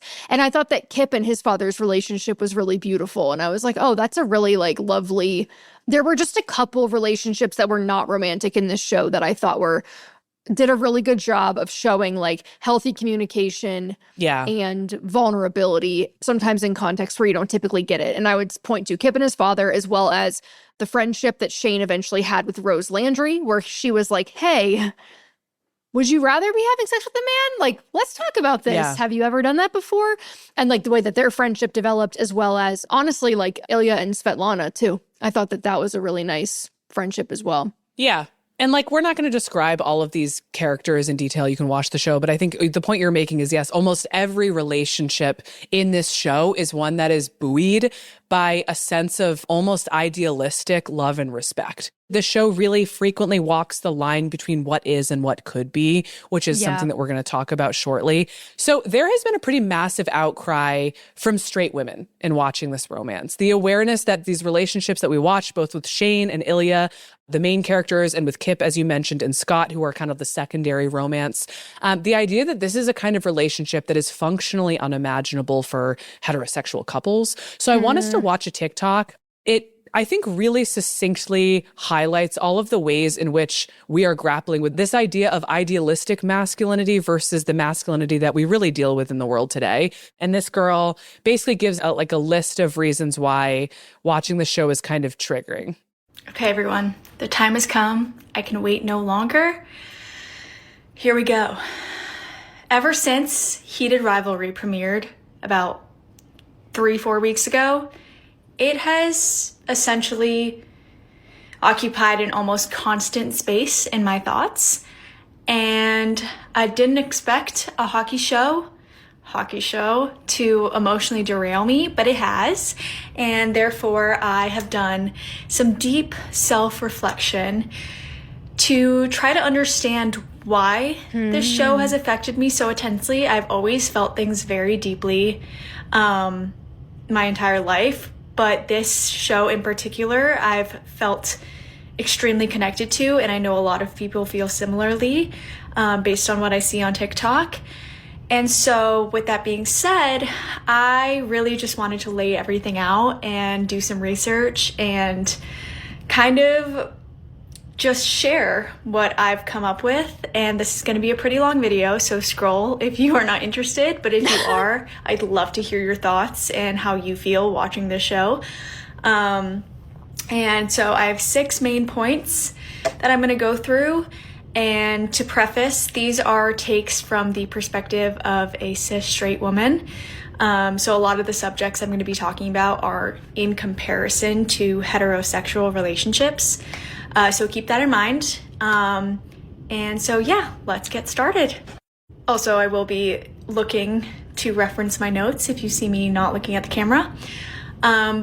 So just to start off, before we get into the points, the story follows 2 male professional hockey players who are deeply closeted, and they begin a sexual relationship and in the process fall in love. So my first point of discussion is an even playing field. One of the hardest things to articulate about this show is the balance that it brings. It's 2 men, same league, same physicality, same social positioning, an even playing field. There's no inherited power dynamic between them, no underlying expectations that one person must be smaller, softer, gentler, easier, or more accommodating because of their gender. They're both allowed to be strong and vulnerable at the same time, and also masculine without being threatening. And watching that as a straight woman is deeply frustrating. Not because I want their relationship, but because I crave that freedom within love. Like, I don't know if you guys felt the same, but many times throughout watching, I found myself envying being a buff, strong gay man, being in a relationship with another buff, strong gay man. And so just that gender envy of having that even playing field really became evident for me. Okay, number 2, yearning without being watched. There is so much yearning in this show. And what struck me the most is that the longing that the yearn conveys is without objectification. So often in heterosexual romance, women's desire comes along with being looked at, being assessed, being consumed, and it often feels like a love that's performative because women were born to perform. In Heated Rivalry, desire is mutual and symmetrical, and both the characters want, both of them ache, both of them hesitate. No one is the object and no one is the audience, and that hits differently. Okay, number 3 is masculinity that feels safe. Now, this might be the quietest, probably most subconscious part, but powerful part of watching the show. These are professional athletes. They are literally the embodiment of traditional masculinity, yet their masculinity is never weaponized. Why can I not say that word? It's never weaponized. It doesn't dominate, it doesn't threaten, it doesn't demand anything in return. They are gentle with each other, and for many women, watching men be soft without losing power feels almost unattainable. It opens a door to masculinity that doesn't require emotional sacrifice to access. And I know that a lot of straight women can relate to that, as they have been in situations where they are practically forcing some vulnerability out of their straight male partner in order for them to not feel crazy about having normal human feelings. Okay, stick with me with this one. It's going to sound a little bit silly because it's a show, but why this overall feeling feels like grief rather than loneliness. So this is what I had to sit with. I don't feel lonely watching this show. I know that there's a relationship in my future. I know that I'll fall in love. That's not the ache that I feel. The ache is knowing that I will never experience love on an even playing field. And that kind of goes back to my first point. But no matter what, in a heterosexual relationship, misogyny plays a role, regardless of how progressive both of you are. And I'll never know what it feels like to have that love without the gendered expectations, without having to navigate power before intimacy. And again, this is not about denying my privilege as a straight woman or romanticizing queerness. It's just acknowledging a structural difference and a societal one and grieving it. Okay, if you made it this far, I love you. Number 5, the women in the show. This is a pivotal part for me. This show writes women beautifully. Rose, Svetlana, and Elena particularly, they are empathetic, emotionally intelligent, deeply supportive. They are allies in the truest sense, and that's something I really relate to. But there's also something a little heartbreaking about them too, because they hold space for a love that they don't get to experience themselves. And it also mirrors a familiar and societal truth where women are positioned as the emotional caretakers rather than the emotional recipients. Okay, we made it to the end. Number 6, why this show has hit so many of us. At least it's hit me. So, queer love stories don't resonate with straight women because we want to be the men or we idealize queerness, even though I did mention finding myself wanting to be a gay man at the beginning of this, but overall, that's not the point. It resonates because they show what love looks like when gender stops interfering, and it reveals what's possible and what isn't. And so in conclusion, I think what I'm sitting with is now a sharper understanding of what I want love to feel like, even if it won't ever look like this. And maybe that's the point of this, is to not necessarily provide us with a compass and to know which direction we should move in relationship-wise, but to gently expand the questions we ask ourselves. I think she really nailed it. And I think the criticism that I have seen has been like, oh, straight women are fetishizing queerness, or like, why do straight women love this so much? And I do think that it's just worth like calling out that, I mean, queer people are expected to consume media about straight people all the time. And like, we never ask whether they can relate to or like find those stories compelling. And so the critique that like anything is being fetishized here, I think is a reach. But I agree. What I really, really enjoy about what this show did is that it feels like, and she kind of speaks to this, it allows you to remove the romance and the intimacy from the inescapable power dynamics and complications of heterosexual relationships, but at the same time allows you to see how gender and sexuality norms are still a prison for these men. That like within the cocoon of their relationships, there is a lot of safety and intimacy and vulnerability and like a true even playing field as she describes it. Although I would say that like Kip and Scott are a little bit different because there is definitely a power dynamic there. there is a power differential between the two of them. But I think particularly with Shane and Ilya, like, yeah, they're so equal in pretty much every way. Yeah. But you still get to see them trying to exist with and grapple with those same, and again, this comes back to the Scott Galloway stuff we were talking about, which is like, yeah, why are we like fortifying the walls of the cage to be like, well, what if we tried it this way? It's like clearly the idea that there's any correct way to do this is the problem. I want you to read something else, Katie, that's kind of similar to this TikTok video, but I think kind of gets at it from a different angle. It's an article that was written in Out magazine by a psychotherapist about why the kind of relationship dynamics in Heated Rivalry are kind of revolutionary. So if you could read, and this is about Shane Hollander and Ilya Rozanoff's relationship. On screen, their dynamic lands with a particular potency because it resists many of the familiar shortcuts of television intimacy. There is no grand seduction arc, no manipulative power play disguised as chemistry, no clear emotional superior. What unfolds instead is desire rooted in equality.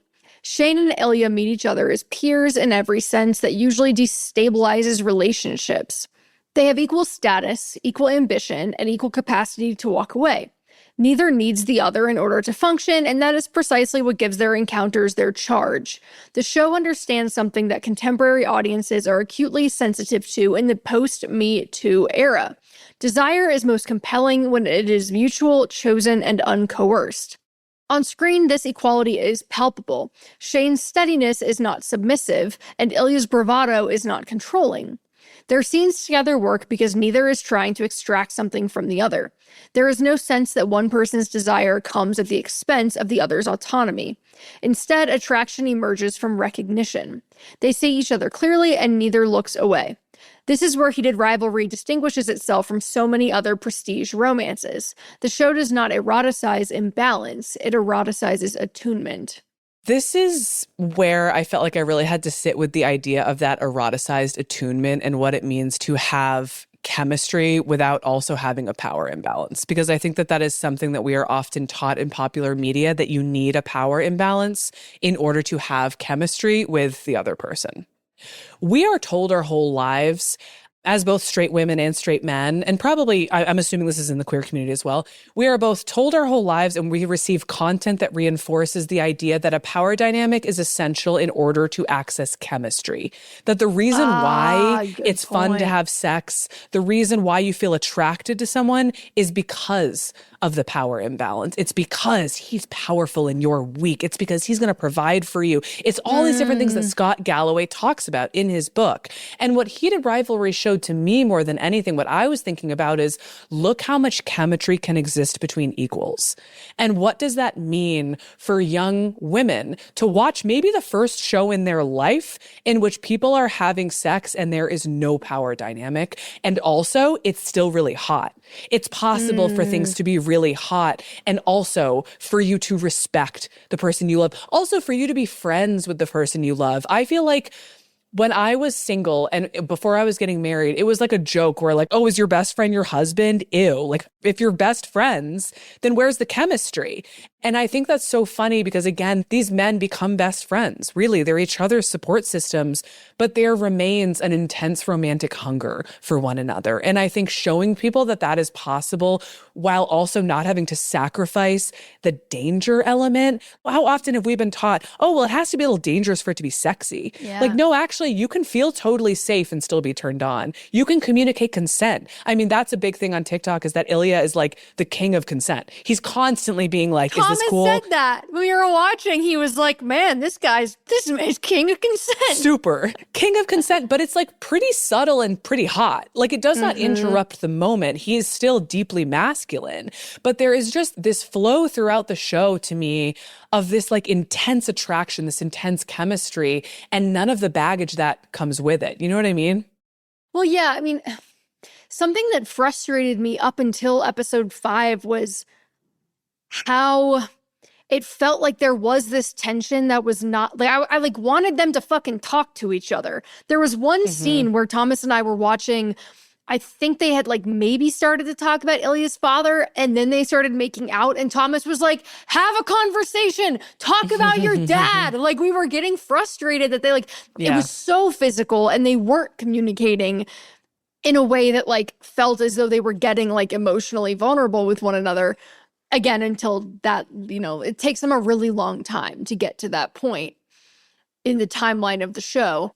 So I think that a lot of the chemistry and the will he, won't he feeling that kept it pretty spicy was the fact that like neither one of them had actually admitted how they felt or like acknowledged the fact that they were like in love with each other. Oh, get ready for the cottage episode. I can't wait for the cottage. I will be at the cottage tonight.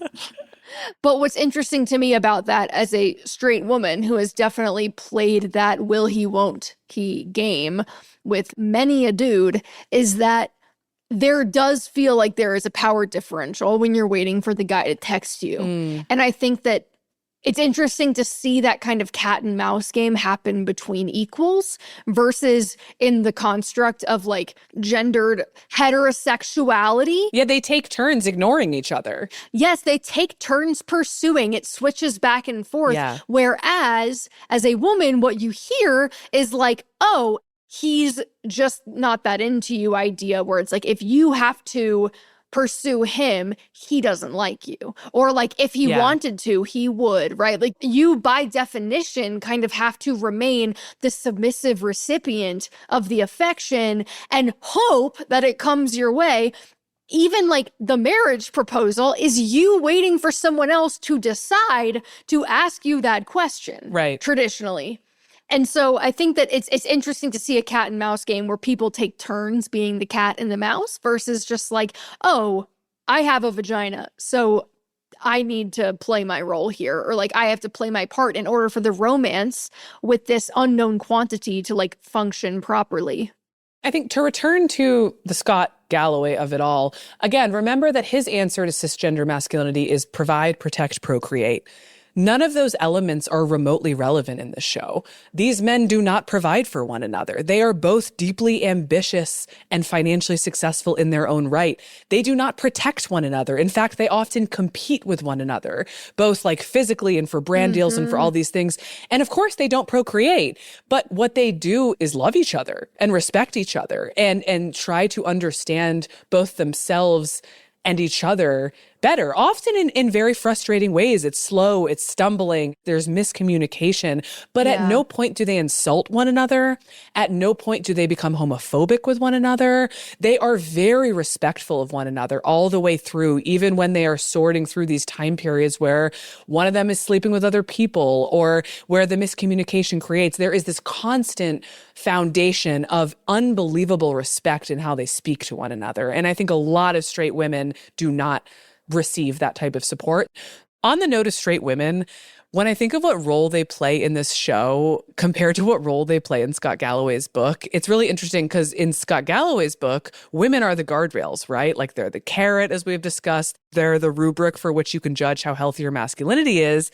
And in Heated Rivalry, they're not guardrails. Like these women do not carry the burden of educating or improving the lives of these characters, which I find really interesting because the whole show is about Shane and Ilya kind of like having to figure out what the fuck they're thinking about and how they feel about things. And very often that job would fall on the shoulders of women to help these men understand. And you really don't see that. I feel like the women in this show are really just kind of support systems, but they're also just like autonomous people in their own right. And that's really satisfying to see. I actually don't know if I agree with that. I guess I'm thinking of the Scott Hunter and Kip storyline where I feel like his friend Elena actually did kind of have to like intervene and be the one to tell Scott, hey, he deserves to live outside of the shadows. He deserves sunlight, and so do you.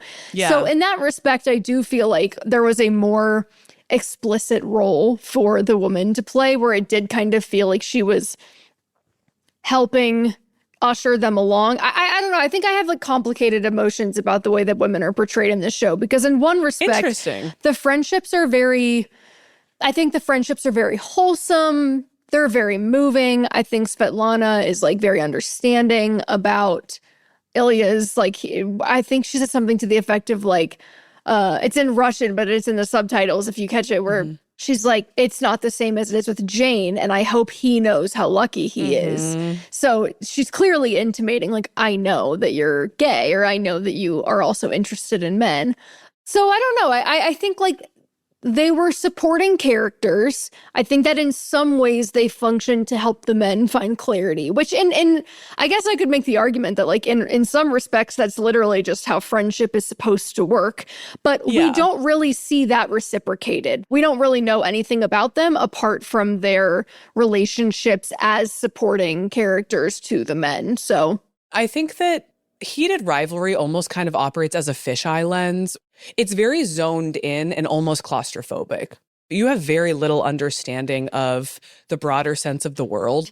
It almost operates like vignettes, like those shows where you'll have a different vignette for each show, and it's kind of fairy tale-like in that way. And so I see what you're saying. I think I still felt like the way that the women presented on screen, there was a sort of independence to them and a lack of sexualization that implies in the way that men are often filmed in shows, where even if the show isn't about them and they don't have their own storylines, I think that the viewer is educated very clearly to see these women as people who were people with brains, which sounds like such a low bar to clear, but I actually don't think is one that we clear very often. Here we are, though. Here we are. Yeah. I think the friendships were very healthy. I think we just only saw one side of them. They weren't super reciprocal in that respect. And I think you're right that woman does kind of offer illumination for the Kip and Scott storyline. But even then, she's not carrying the burden. She doesn't suffer from their sustained inability to figure things out until they do. You know what I mean? And I think I agree. Women play such a titular role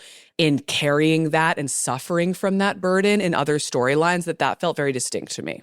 Right. I also think that there's a piece here of, like, you know, that Reese Witherspoon speech where she's like, women in film are always like, what do we do? It's like, you're either like the damsel in distress or you're like a hard charging bitch. And it's like, there are very like flattened roles for women who are functioning as like supporting characters typically. And I didn't feel that way about the women that we got to see in this show. So. And I think too, there's been a lot made about the response that straight women have had to this show. But Katie, have you seen anything about the response that straight men have had? Not beyond what I see on my own couch at night. What have you seen? Has straight man enjoyed Thomas it? just being like, these sex scenes are really long. Oh my God, I was like, I hope they never end. So something that I find really, really interesting about this discourse is that straight men have participated in it in a very positive way. So there are a number of hockey podcasts that have made a show of basically engaging in heated rivalry discourse in a profoundly unproblematic way. And I find that to be this meta commentary on the show, because the show is a kind of idealistic version of how hockey could operate, right? And so you have these podcasts, which are, you know, they function to talk about hockey in the real world. And they've basically jumped on the heated rivalry bandwagon. And I'll link some of the podcast episodes in the show notes. But I've been really struck by the fact that men are also able to enjoy the show, I think because of how intentionally warm the show is and how like lighthearted it is. I think it's possible for men to enjoy the show without necessarily seeing it as a commentary on masculinity and therefore without feeling defensive on it. There were scenes where like they would be messing with each other, like joshing around, and Thomas would be like, oh, dudes rock. Right. Like, this relatable. Is so classic straight man behavior to like watch these two men like telling each other to fuck off and punching each other in the arm and to be like, oh, dudes rock. So right. I do hear that. I'm curious, you posted a video about this when the show first came out that was like, why hasn't this become a culture war? I know. And I'm curious if you have a theory as to why. Because like what you're describing to me about straight men on hockey podcasts engaging with it in good faith. Yeah. Feels like the opposite of culture war. And so I'm like, what's the prevailing theory here? Yeah, and I should note, I'm sure that there are plenty of guys who have not handled this well, but I do think by and large there has been a largely warm response from a sphere of the world that you wouldn't necessarily expect to be so positive. I mean, I kind of think in this regard that the reason why there hasn't been a culture war is probably also why these straight men have gotten involved in this conversation to begin with, because it's probably easier to find space in an affirmative conversation versus a negative one. And I think that both discourses are important. Like you and I have critical conversations on this podcast where we deconstruct something and explain what it means for your life and how that is often negative. And I think that as a result, I wouldn't be surprised if, for example, straight men listen to us talking about Scott Galloway and go like, okay, well, great, but what do I do? You know, like, how am I supposed to engage in this? I feel attacked. And I think what Heated Rivalry does is offer basically a story where you can watch what's happening, a way to show and not tell. And when things are not told, you can often talk about things without necessarily knowing that you're talking about a specific cultural idea. And so like Empty Netters, for example, is a podcast that has become obsessed with Heated Rivalry.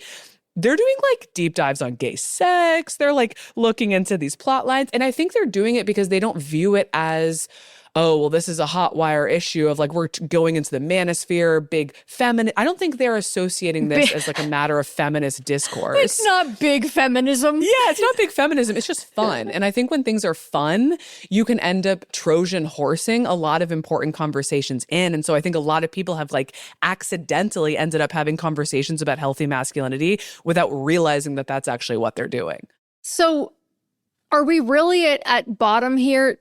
Pun intended, just talking about the difference between like the power of fiction and nonfiction. Kind of. Like the power of storytelling versus like, you know. I mean, when you think about it, stories are the original vehicles for teaching people about ethics and morals. That was how we taught people about culture far before the Bible. I mean, the Bible is a series of short stories, but like far before that, far before formalized religious or written texts, people shared stories through the oratory form. And you would tell like apocryphal tales, you would tell allegories, you would tell stories with morals to them.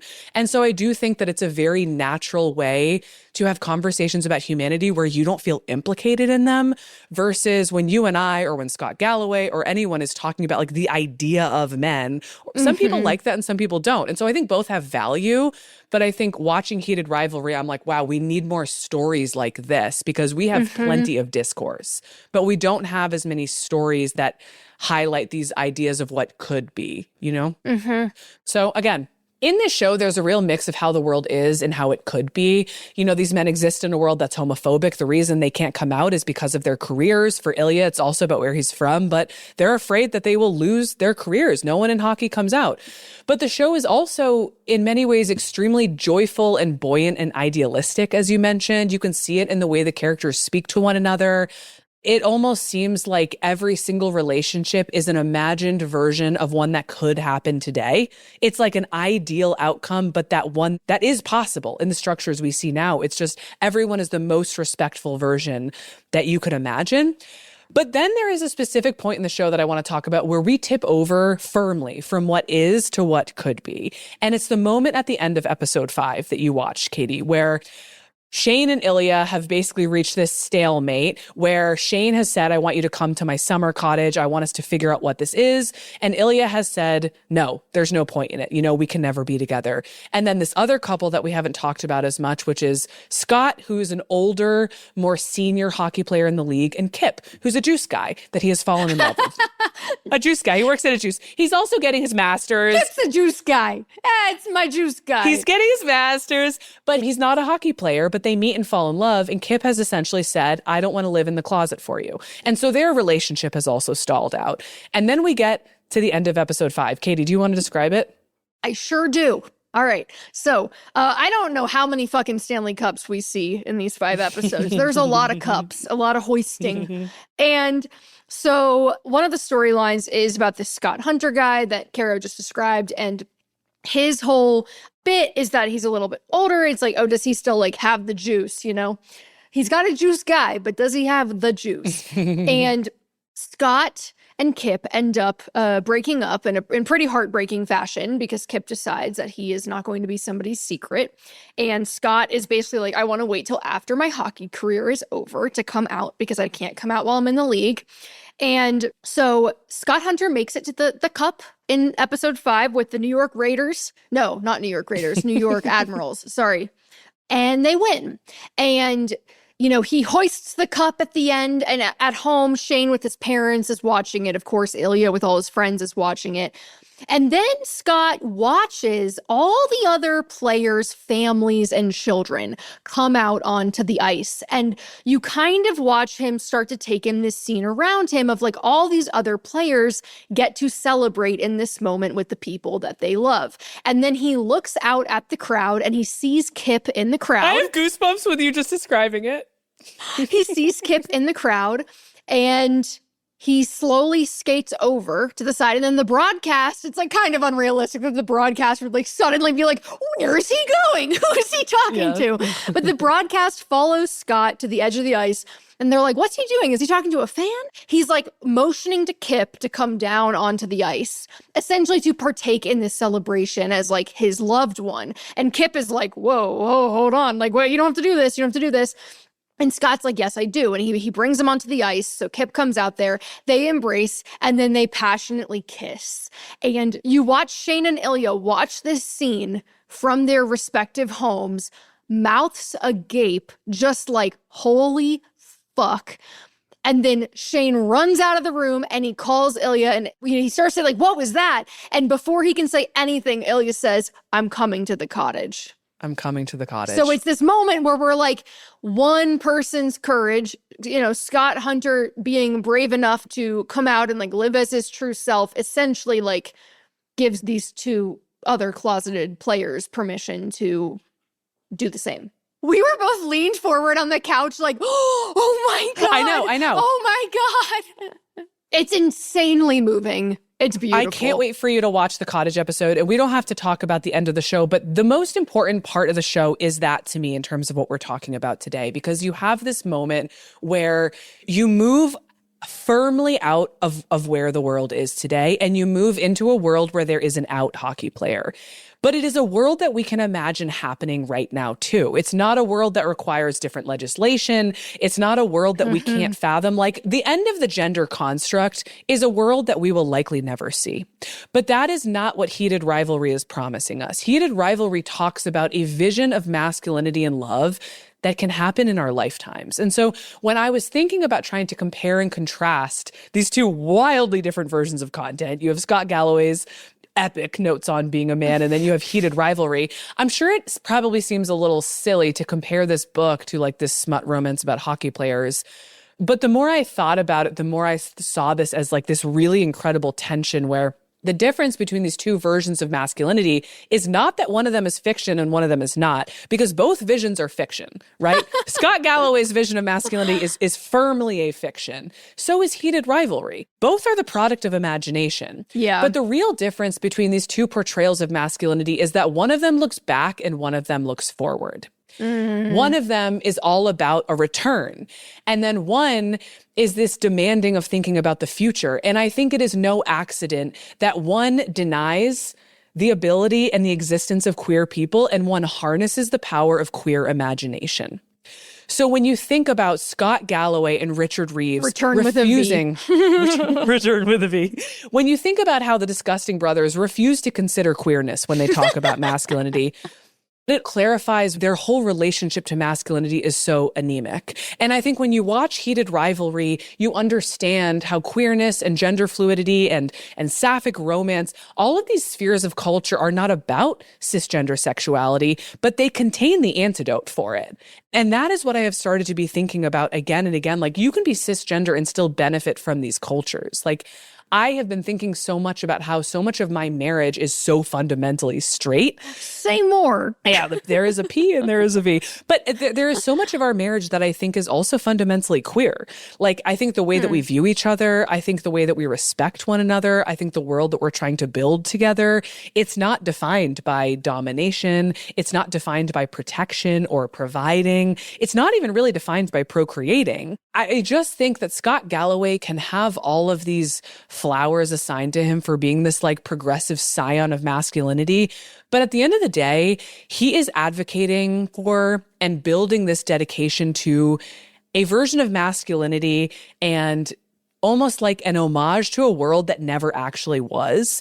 And Heated Rivalry is trying to create a blueprint for a future that we could actually have, for a future that our children could have. It does not require centuries of transition to have a world in which love and sex and passion and respect and community and chemistry and purpose are central to all of our lives and are not necessarily dependent upon being masculine or feminine. And no one has to compromise their identity or their autonomy to make that happen. And so that's why I think Jacob Tierney, who is the director of Heated Rivalry, should get working on season 2. And that's why I think that no one should sell another book of Scott Galloway's until he agrees to a fact checker. Oh my God. Wow. I love that. I especially love the idea of one version of masculinity is like looking forward and imagining something that could be versus the other that's looking back and trying to capture something that never was. It's very fucking poetic, Caroline. Very poetic. Thank you.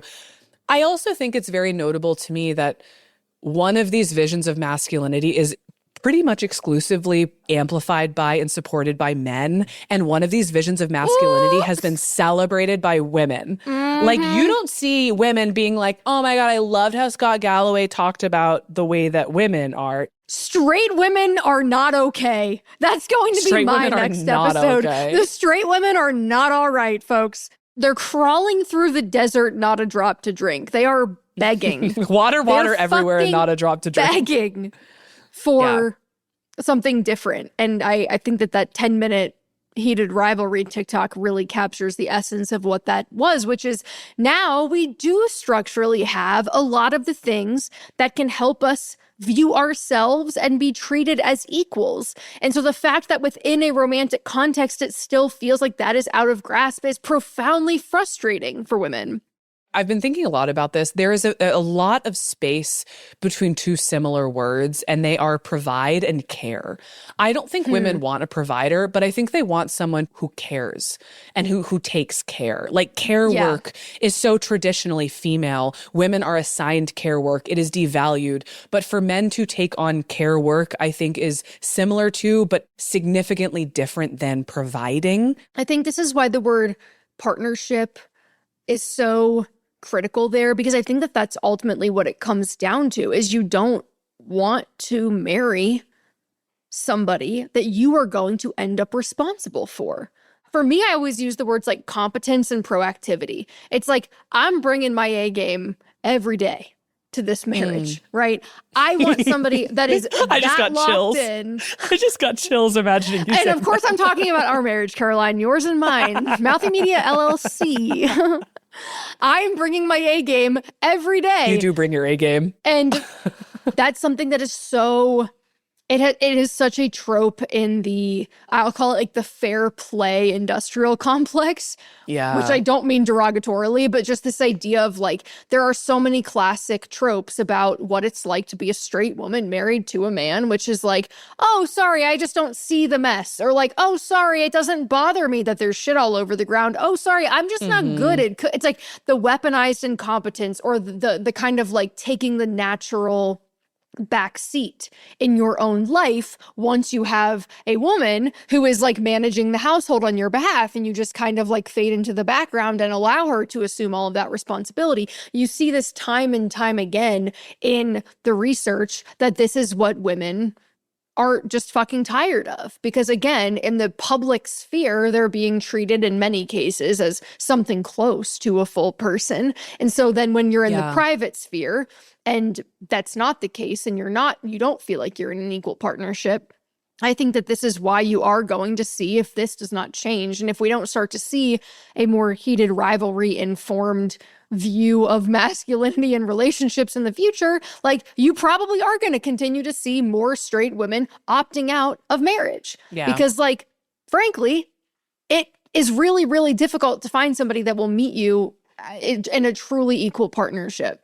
Because, like, our whole society is set up to prevent that. Yeah. I mean, I think about the stat we always talk about, but how divorced women end up doing less labor once they're no longer taking care of their husband. But you know what's funny? I mean, this is kind of silly and you're going to laugh at me, but like, there actually is a lot to think about with our marriage. There is something true there when you're thinking about it. You and I do have a marriage. Yours and mine? Yeah. Like, there is something very heated rivalry about it, where like, you and I do have chemistry. We do love each other. we did take on something with an expectation of total equity. And I think that there has been so much about this project where you and I have been like, why is this working so well? Where like we signed on to a lot of expectation and legal risk without knowing each other really well. And I think the reason why we did that and the reason why it works is because we both really respect each other and trust each other. And it's like, I totally believe at this point that you are going to show up to an episode and that like, it's going to be a great episode. And I think you feel the same trust for me too. I don't, let me say this without getting overwhelmed by the I'm going to look away. I'm going to look away. I can't look at you. It's like when you try to talk to your dog and he keeps like looking the other way. But I really think that there is something to be said there because are in positions because of how patriarchy works. Women create community with more ease than men. And I think there is something to be said about how a lot of women, you and I are married, so this doesn't always apply to us, but like there is something to be said about how women are able to earn for themselves now. They are able to live in their own homes. They are able to make decisions about their own lives. And they are also able to get a lot of what men claim you're going to get from marriage from one another without any of the baggage. You never weaponize incompetence with me. We have conversations about what we want to do with our business. We have conversations about our private lives. We extend vulnerability to one another, but there is no expectation of emotional burden. And I think that that is what you need to have in a marriage, whether it is a business partnership or a romantic marriage. That is what you need in order to want to be with someone. And women are tired of not getting that reciprocated. And so, wow. Will you have sex with me? Well, I was like, should we kiss now? I feel like that's all. Should Diabolical Lies get an intimacy coordinator? All right. Well, I am going to keep that and listen back to it every morning before I start my day. I am blushing, but say it back now. Say you agree. Obviously, I fucking agree. I think all I want to add is that I think the foundation of all of that, the reason all of that works is that mutual respect and admiration. Like I genuinely admire you as an intellectual and genuinely like you as a person. I think that that is what masculinity in our current context prevents because you're not allowed to respect women. You're not allowed to admire women. You need good role models. Subtext, good role models are not women. You can't admire a woman. Yeah, and I just want to end this on a note to like all the cisgender ladies out there. Hold your ground. Start a podcast with another straight woman. Start talking and talking loudly. It will change everything. I think we're experiencing a massive reactionary culture, and the whole idea is like basically forcing women to give in, not to changes, not for men to act better, but for you to just basically give into a slightly better version of the thing we already had. That's what Brad Wilcox and Scott Galloway are arguing for. They're arguing for just a patriarchy with the softness dialed up, and just trust us. Trust us that the providing will be good this time. Trust us that the procreation will be good fathers this time. Disgusting Brothers subtitle. Trust Their us. slogan, just trust us. Yeah, it'll be better this time. Don't trust them. Like, hold your standards. Do not have children with a man that you have to take care of. Don't do it. Hold out. Hold out for heated rivalry. Get a vibrator. Get a good female business partner. And hold out for a good husband, because we're not going to let these bitches win. That's the end of the show. That's it. That's the end. That's it. That's the end.